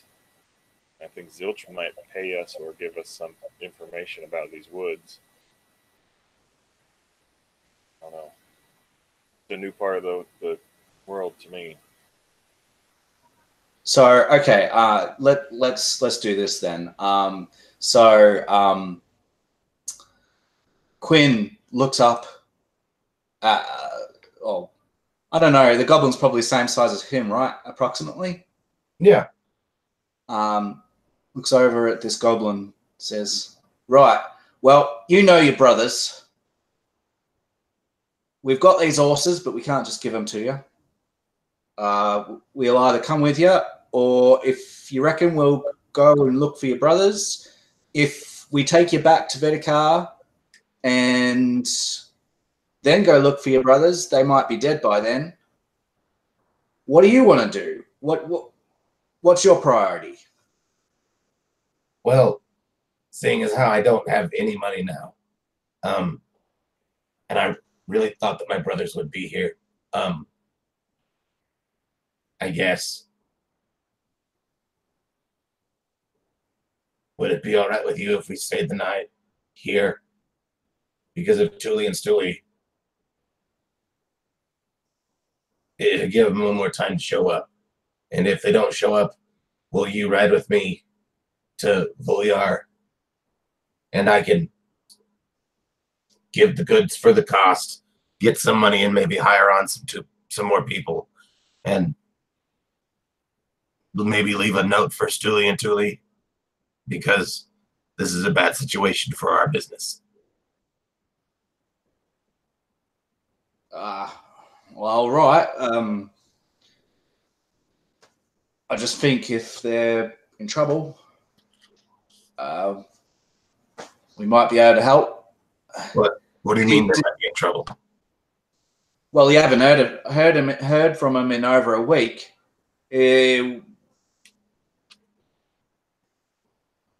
Well, I sent him to Vedikar and told him that I would stay with our goods. Maybe they got help. I don't know. Can we leave a message here? Let's stay the night and see if we can, grab a piece of wood from the cart and nail it to the tree or something and say where we went, just in case they come back. Okay. I can be good with that. Righto. I'll take first watch if you don't mind. No, be my guest.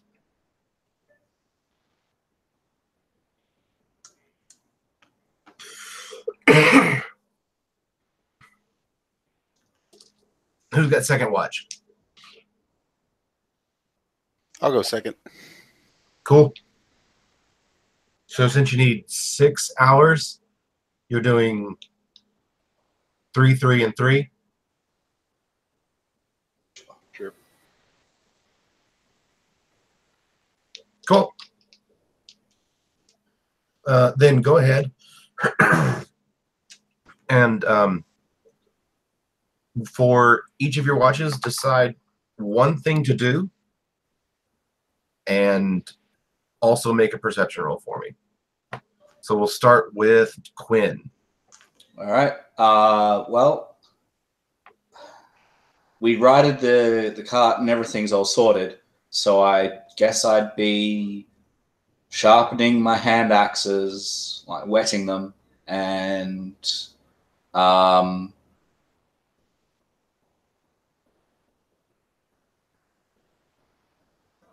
if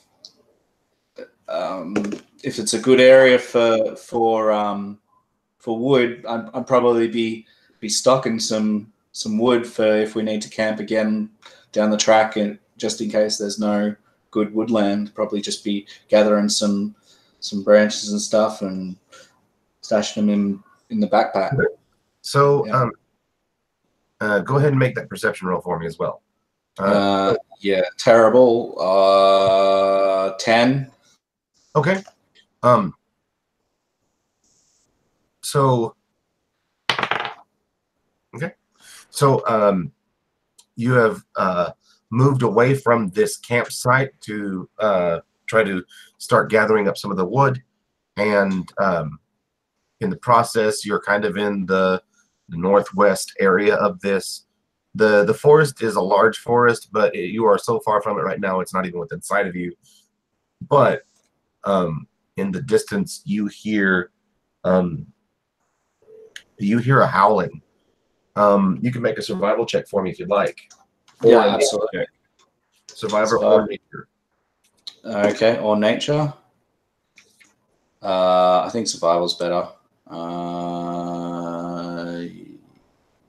Yes, survival is better. All right, here we go. See if I can actually roll well this session. Oh, there we go. That's a critical success on, which is 24 on survival. All right, so on your survival check, that howling, you can tell that it is one creature. It is not necessarily the sound of a wolf that you are used to. Yeah. And excuse me. And it does sound as if it may be rather close. All right. I would stop what I was doing immediately, and I would slink back toward the camp. Would I wake someone? If it sounded close, but it was a single creature, I think I would not wake someone, but I would stand at the ready, looking furtively into the forest towards the kind of direction-ish that I thought that it might have come from. Okay. Yeah. So I'm back at camp, looking into the forest, but haven't woken anybody. Okay, and remember, like, a forest is not around. Trees, it might be a singular tree every bit, but it's not a full-on forest anywhere near you. It's still mostly plains. Right.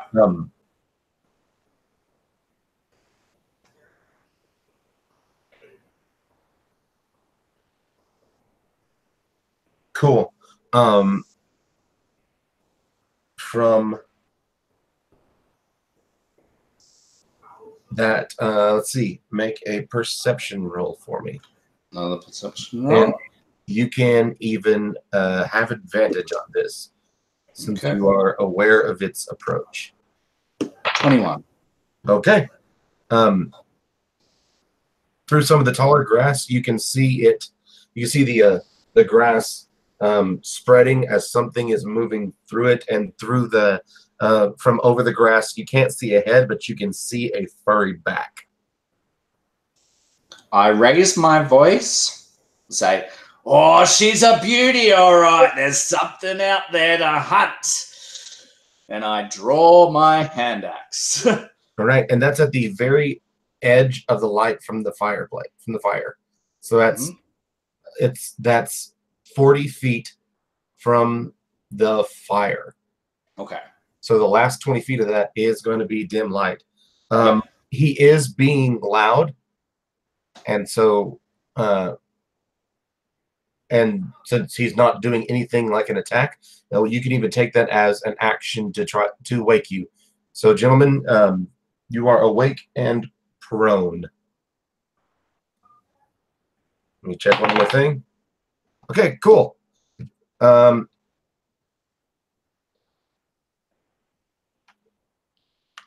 Let's see.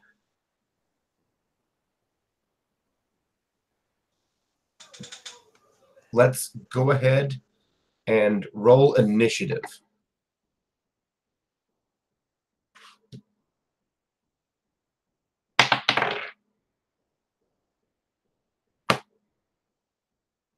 I think in this state, my AC would be lower. Yeah? Yeah, because I wouldn't have slept in my armor. Okay. You tell me then what that'll be. Okay.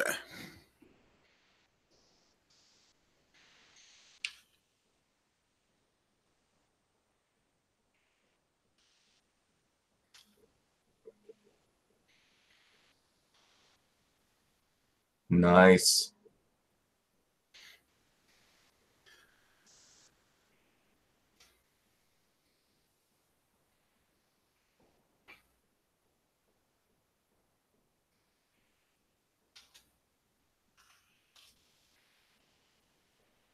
It's 12, actually. I did bad math.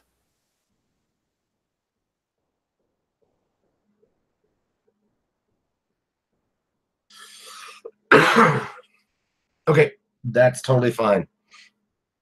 So let's place ourselves. Assuming that you guys were sleeping around the fire, Zinstall will have woken up and will be backing away from the situation. Zinstall will remove himself from the combat and get behind the cart, or even up in the cart. We know that Quinn is... How far from the fire would you say that you are, Quinn? I reckon I'd be halfway from the fire to the trees, so 20 feet. Okay. You're 20 feet from the fire. How about you, Den?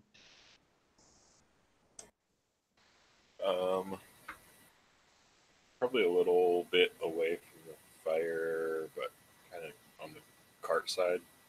On the cart side? Yeah. Okay, so then let's say that the cart is southeast toward the road. So if you're looking at it, you've got me and cart, fire, right. Quinn, whatever this creature is. Cool. Yeah. So you're between. Yeah. Okay, cool. So we'll even say that the cart's 20 feet away from the fire, so that it's in the dim area. Cool. Flu.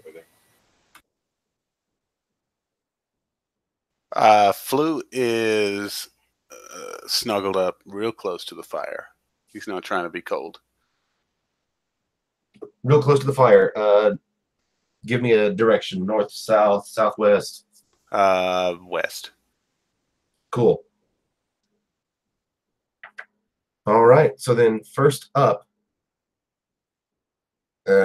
40 feet away, initiative begins with Quinn, and you can see that it is a warg.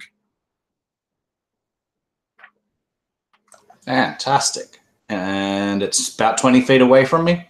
Mm-hmm. As a bonus action, I rage. run up to it.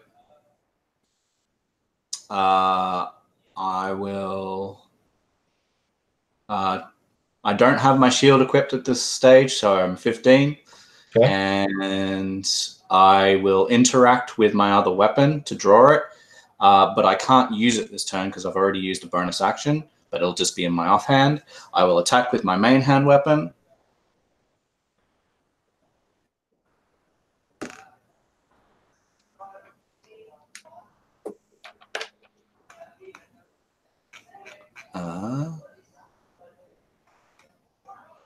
And I'm sitting at 16 to hit.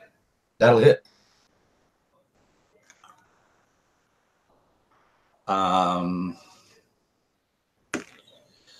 So what my rage looks like, since this is the first time that we're in combat,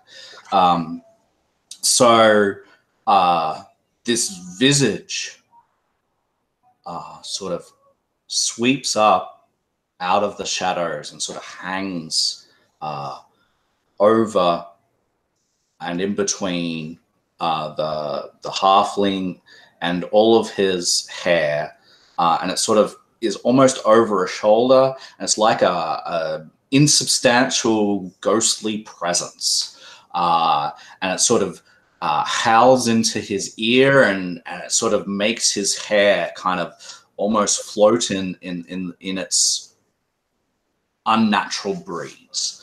I'm going to deal the creature 7 points of slashing damage. All right. So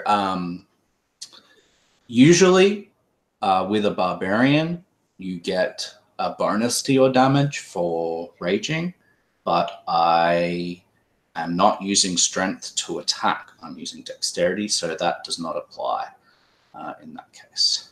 Okay. Then it's the warg's turn. And the warg is going to attempt to attack you because you are right there in front of it. It goes at you with a giant bite. And that giant bite, it literally goes for that bite, and that hit that you did was absolutely terrible, leaving it wide open, and the next attack on it will actually have advantage. Okay, critical failed. Yes, absolutely. 100% critical fail. Okay. Yeah. Next up is Den. Den, you are currently like, depending on where you're laying down, anywhere from like 25 to 35 feet away from it. And it is engaged with Quinn. Okay. Magic missile always hits, right? Magic missile always hits. Okay. Even like it doesn't matter that it's in dim light or anything. Right. Okay. I think that Den was like sleeping with his arm in his shirt, like holding onto his wand, nervous about not being at the inn that he was hoping to stop at tonight. And so when he's awoken, he gets up and is ready and casts magic missile into the darkness. At the darkness. I hit 331, so that's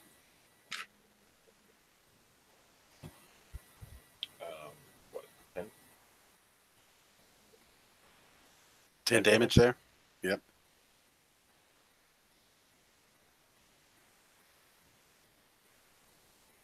All right. Are you going to move or anything, Den? I think he's just stepping around the fire to try and get a better view of Okay. what it is we're killing in the dark. Cool. Flu, you're up. Yeah, so Flu kind of rolls over and sits up, and let's see. From where I'm at, can I see whatever it is? The ward. Yeah, you've got 60-foot dark vision. Yes. So, I think I will use my half of my movement to stand. Right. Yep. And I think I'm going to spin whatever would be the furthest way around the fire. So, like, if they're fighting over here and this is the fire and I'm here on the west, I'm coming the slow, long way around. Okay. And he's got his hand kind of, he has his short sword in its scabbard, and he's kind of got it at its side here. As he's slowly making his way around. But that is all he's going to do. He kind of seems to recoil every once in a while when this thing growls especially loud. Cool. I guess I will take the dodge action. Okay.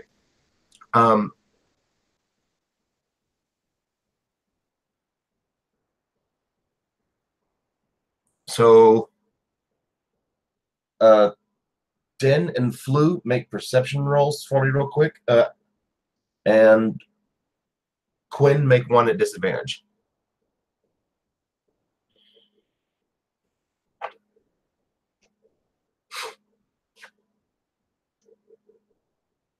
Oh. Melt that die.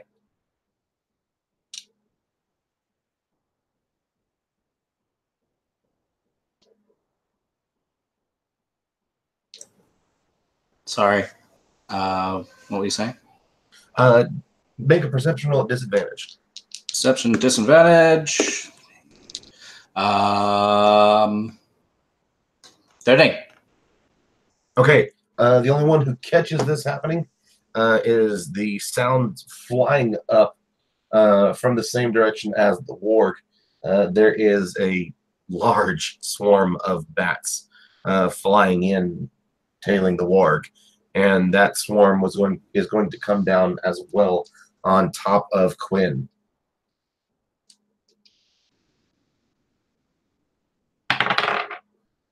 There we go. Now that's an 18, so that's going to hit you.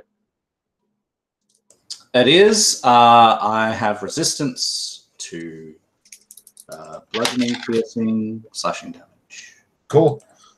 So I'll let you take care of the resistance then, okay? Okay. So that's 4 piercing damage to you. Okay. And they are going to stay flapping right on top of you. Okay. And Quinn, you're up.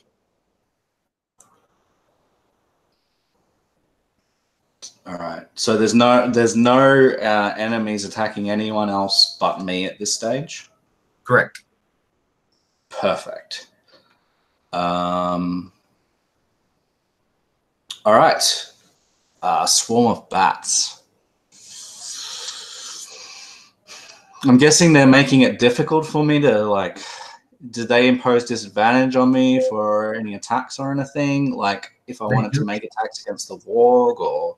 They do, because they're in your space. Right. I think not having been in this position before, Quinn will slash wildly with both of his weapons against the swarm of bats. Okay. Which I know, as a player, isn't going to be terribly effective, but that's what he would do in this situation.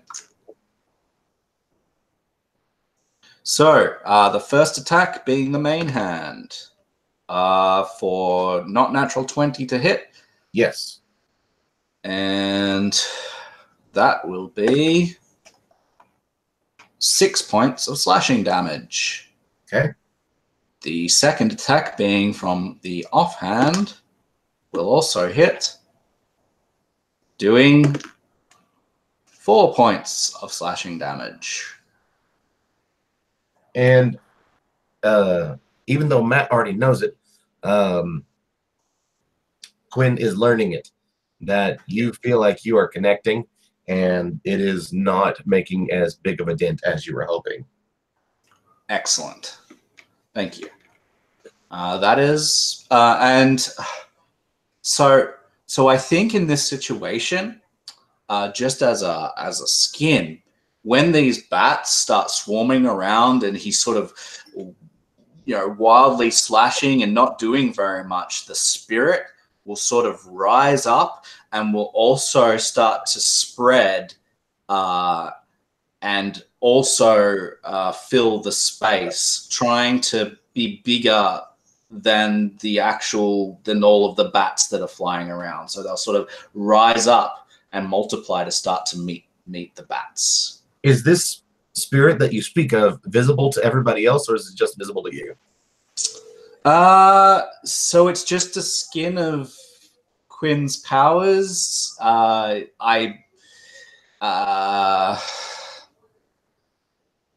other people see it?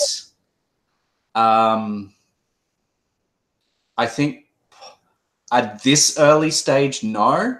Okay. When he gets to like level 3 and he starts to actually get features that this works off of, then yes. Okay. Still kind of weak in there for his eyes. That warg is going to swing through trying to hit you then again. And that's a natural 20. Well, that is a critical hit. So 12,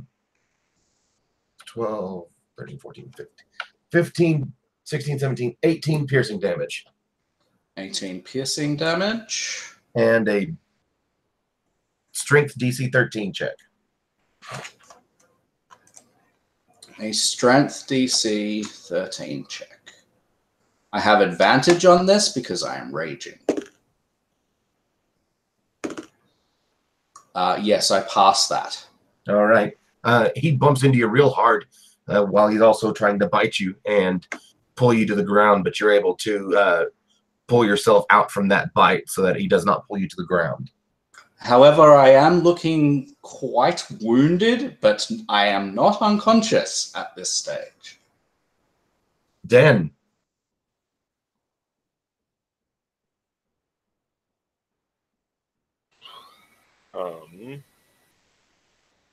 How big is the swarm of bats? The swarm is like tiny, small.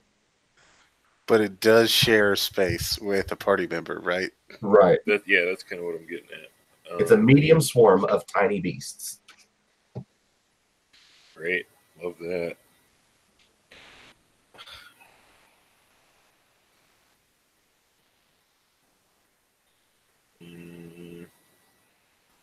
And because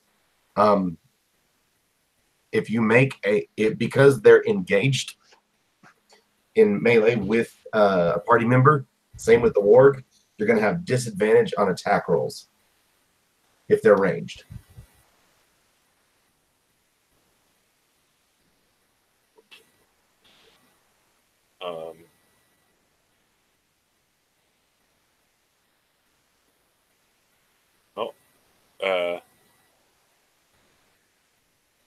How far out is he? Still 40 feet?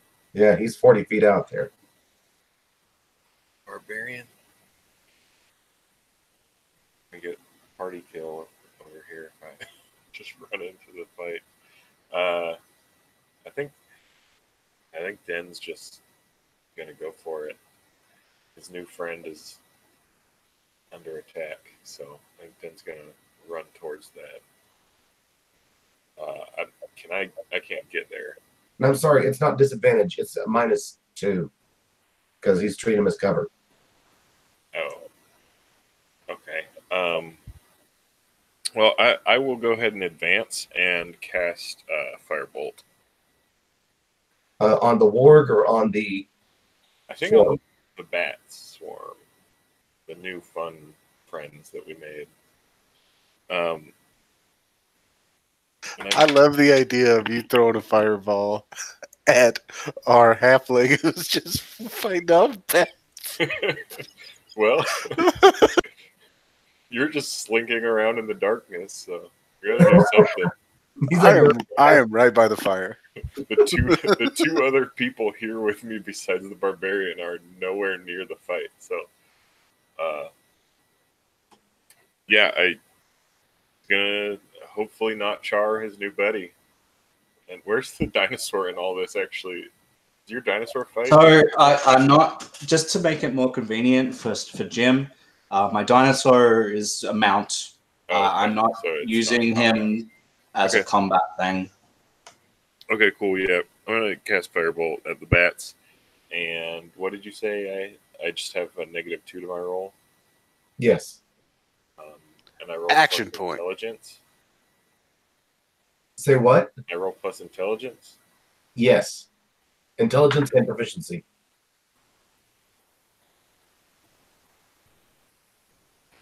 Can I tell you what I rolled before I use an action point? Because it's Yeah. good. I rolled a 19.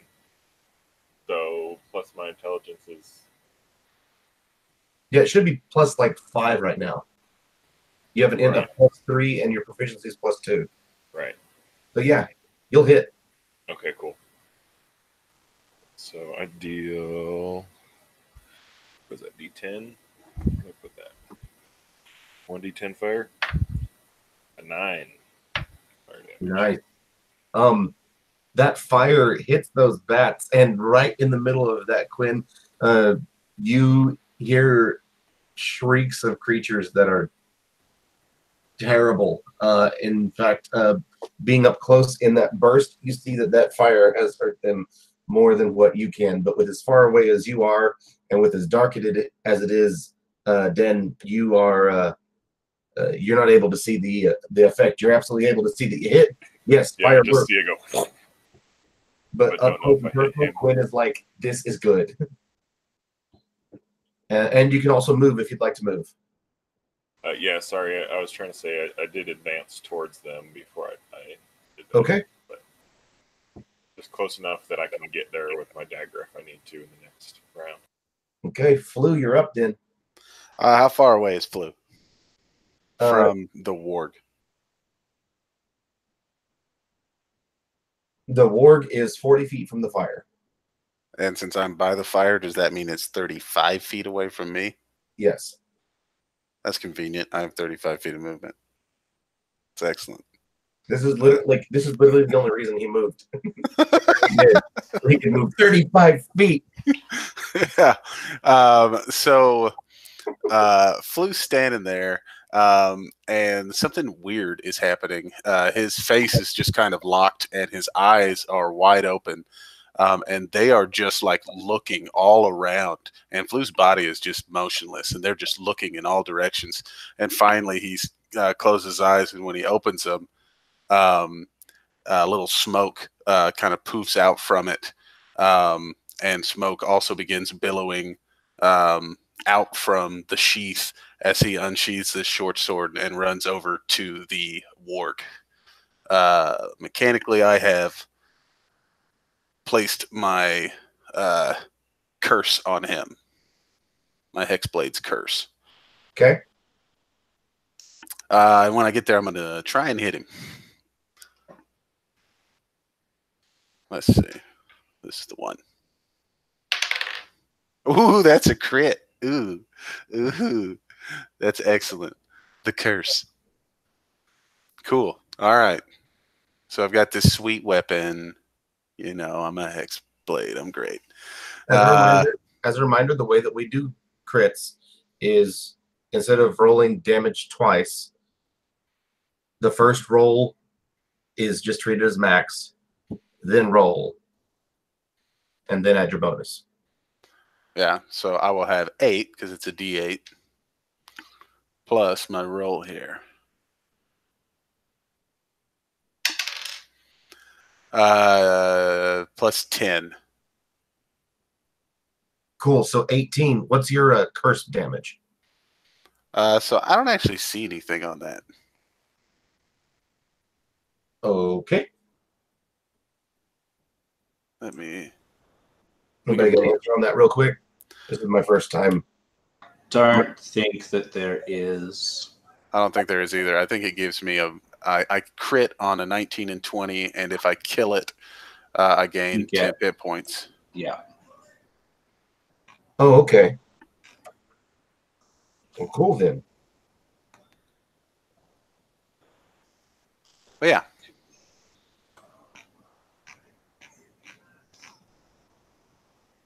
Okay. So that's So, yeah. 18 total. 18 total. That will kill that one. You All actually gain a bonus to damage rolls equal to your proficiency bonus. Oh, yeah, that's the very first thing I read here. Cool. So I would actually Get +2. to each roll or just once? So gain a bonus to damage rolls. Oh, So okay. it's Total. the whole damage roll, not each dice. So it would have been 20 total damage. Does that still kill him? Yeah. Does it still kill it?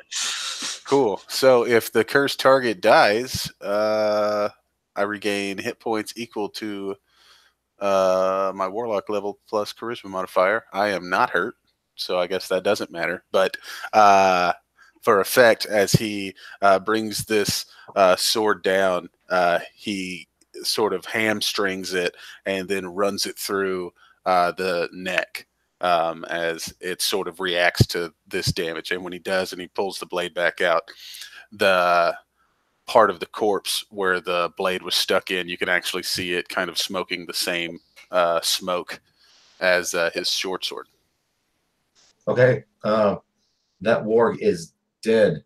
However, this swarm of bats seems to be driven beyond natural forces and is going to continue going after Quinn.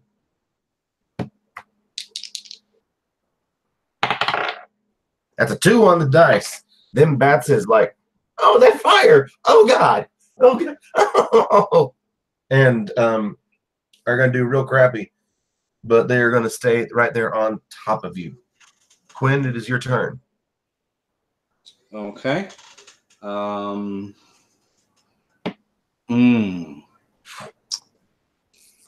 Well, Quinn's hurting. And another hit and he'll be toast.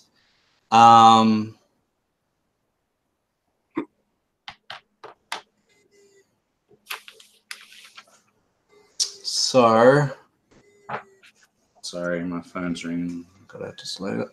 I think what he will do as an action is he'll look up, and this will be visible. That smoke that's sort of coming off, he'll take a breath in, and the spirit that's invisible will sort of come into his mouth, but the smoke that is visible will also come into his mouth as he sort of breathes in, and he coughs, and there's a flash that comes from his left shoulder. And Quinn will use his healing touch on himself to restore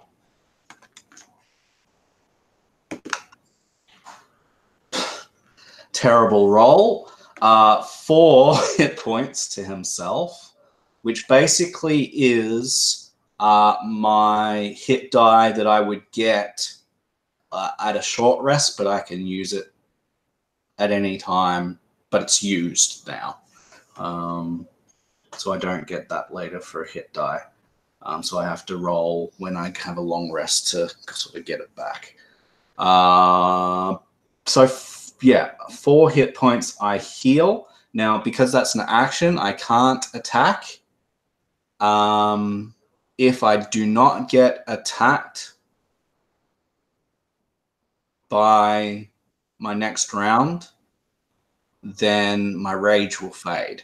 If I do get attacked, then it will stay.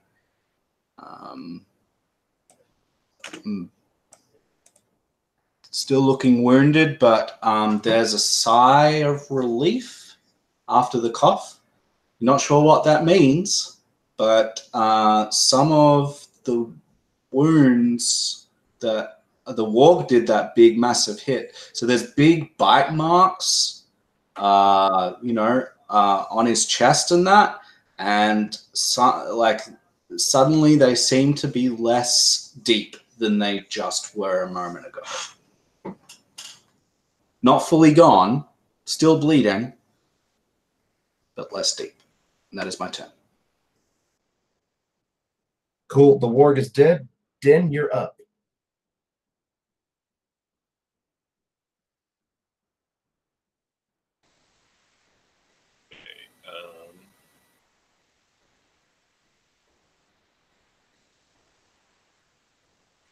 Well, I think I can see that Quinn is still up and fighting, so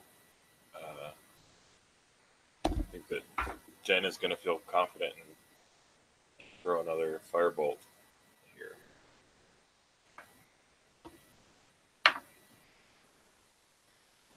Am I still -2 for... No, I'll take care of it.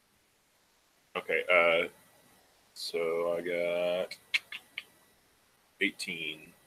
18 will hit him. Okay.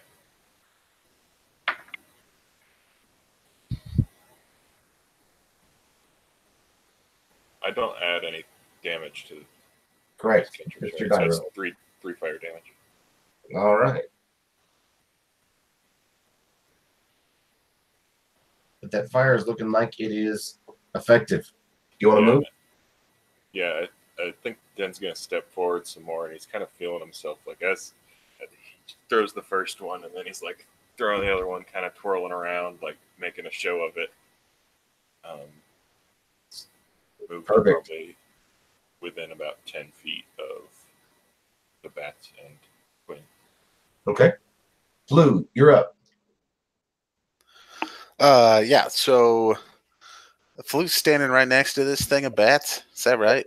Yep.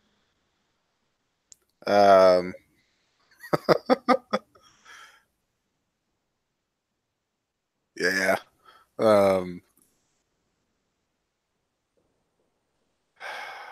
So I would actually move 15. I would move around this thing and try and get 15 feet away from it towards the fire.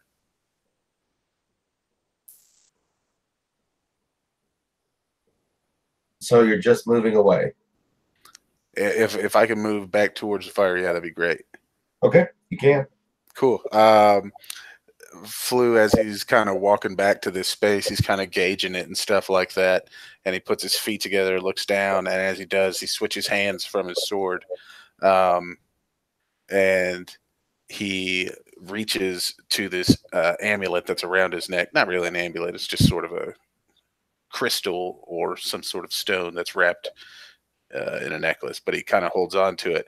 And as he does, he extends his arm, and this blue light connects from the amulet to his hand, and then he whips out as he does his lightning lure on and trying to hit these bats. They need to make a strength save, DC 14. That's an 11. All right. So this light goes and he whips it out, and it hits the first bat, and then it just kind of spreads. Once it hits the bat, two blue lines expand out of that, and it basically ties them all together. And then he smiles, and he pulls them 10 feet towards him, and it lets out this like grip, and sparks fly out of his crystal in through the deal, and they take a D8 of damage here. They take 6 lightning damage. Dun, dun, dun. 6 lightning. Oh. These things are looking like they're doing their best. But like the best their best to hold on. Oh, yeah. What was I going to do here? Oh, never mind. All right, I'm good. I pulled him towards me. Yeah, sounds great. All right. Then they're going to take their turn and attack you. They're going to move into your square, assume space with you, and get a 20 totals. They're going to hit you. And I roll 2 1s for damage. So you take 2 piercing. All right, and I will hellish rebuke them. Get thee away, devil bats. And I believe they need to make a DC 14 dex save.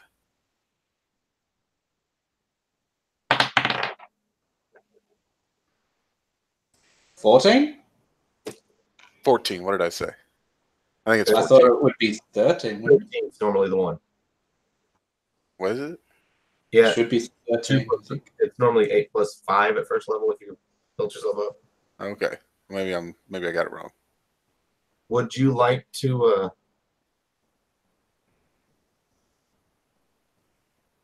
we've got a 13 on the dice right now. So if I DC 15. And then make it 15. they would get a 15. So if I use an action point, I could make it harder. Yes. Because a 13 would have met anyway. So before I even, as soon as you told me what they had on the dice, I would probably try it if that's cool. I mean, I'm not trying to break the game or anything. No. Yeah.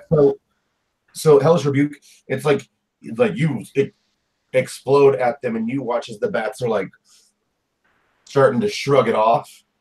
And in that last minute of control, if you want to spend that action point to push that DC past what they've got. I think he probably wouldn't. I think he's a little. I think he would be a little nonchalant with it, and not necessarily as focused as maybe he should be. So they can pass the save. Okay, nothing happens on a save. Actually, it would take 2d10 fire on a fail, or half as much on a success. So it still takes 2d10. It just has resistance. Yeah. Okay. And that is a 15. 15 total? 15. Yep. Okay. And how do the bats die?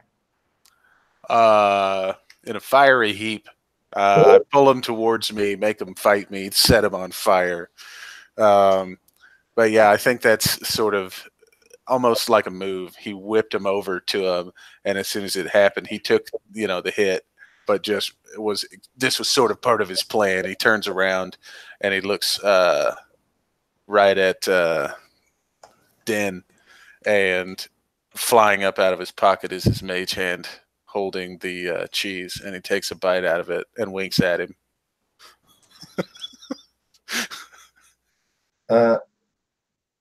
And now that combat is over, Quinn, Flew, the leftover horse meat is still sitting out.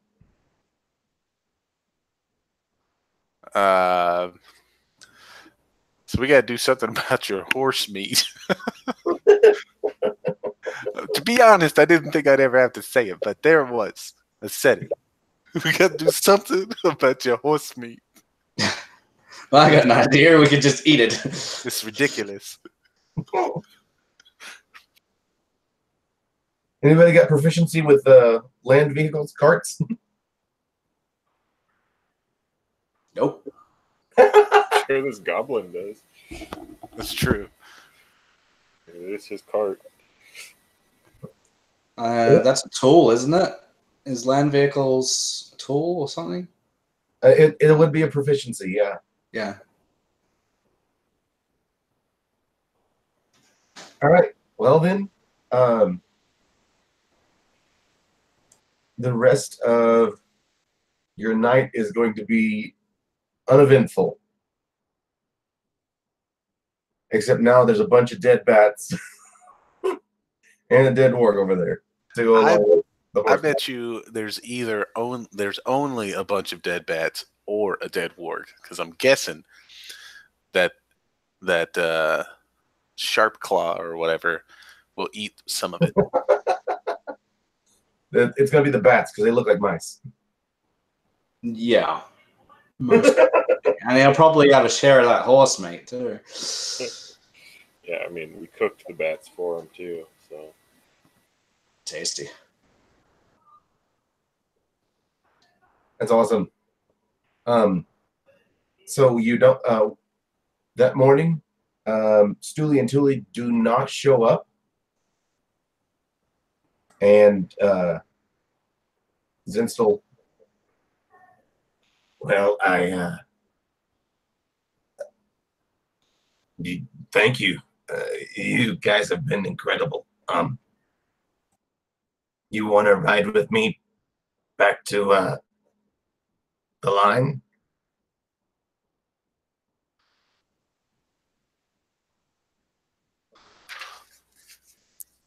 Are you going to Vedikov first?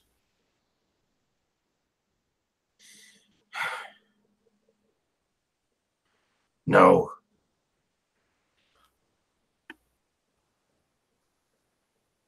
My brothers will understand. Besides, if they're all right, they'll probably catch up. If they're not all right, I'll catch up with them later.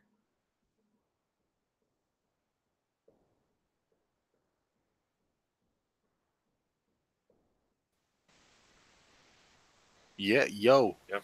Yeah. Yeah, Yo. let's go. Let's go to the line. Can I ask your ruling on regaining hit die when we're only level 1? Do we still regain it even though we would technically regain half? Yes. Okay, thank you.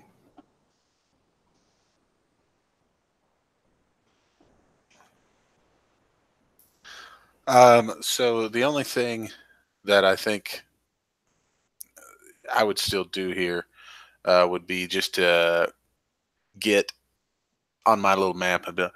So what's the name of the forest that's over there again? What's that called? I believe it was Shadow Mount. Yeah, that's the Shadow Mount. The Shadow Mount. All right. Yeah, and I think we had the name of it because of your map. Oh, word. Cool. You told us that, Flo. Flo? Oh, he did not call me Flo in front of my friends. Oh my. And you guys will be able to make it back to the line fine. You will get 50 gold apiece when you turn over the rubies. Do you turn over the rubies?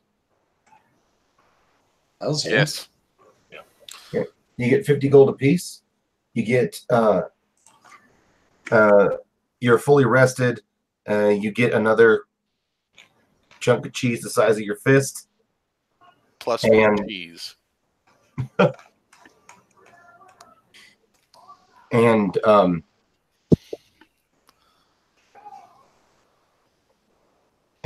for helping him out the rest of the way, Zinstel will give you each another 10 gold that he's been able to make in Valyar after having stopped.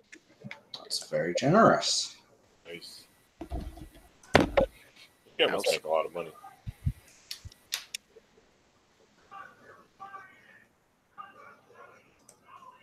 And from there, we will go ahead and call that game.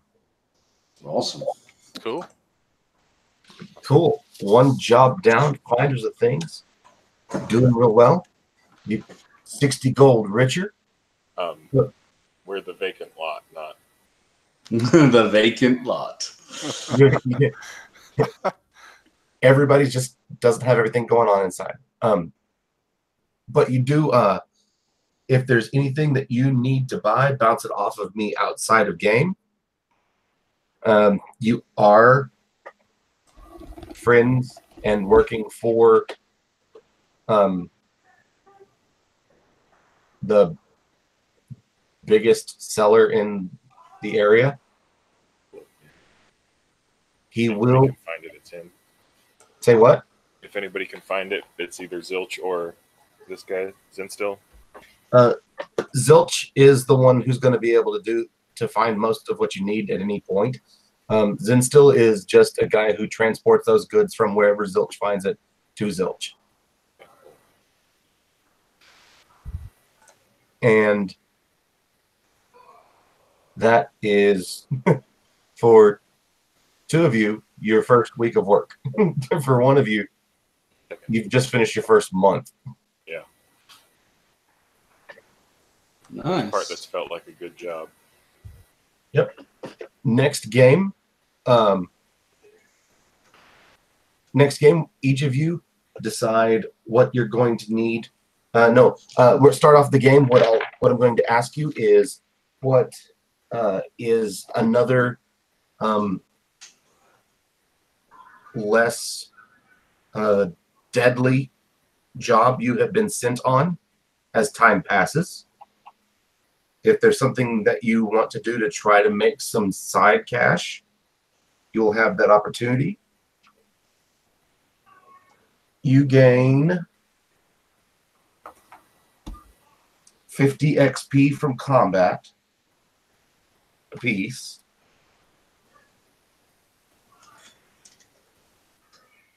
And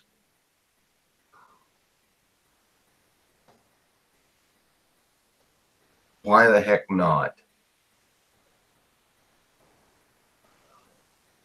250 for making it through for the quest.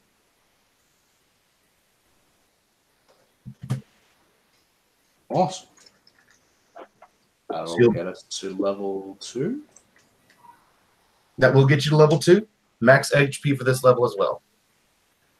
Whoa, very generous. Cool. Awesome. I'm going to have an HP pool now. He's like, I can get hit twice now. Yeah, for real. I could take 3 arrows. Yeah. As long as they don't crit. Cool. Thank you. Awesome. And yeah, good game, guys. Yeah, thank you.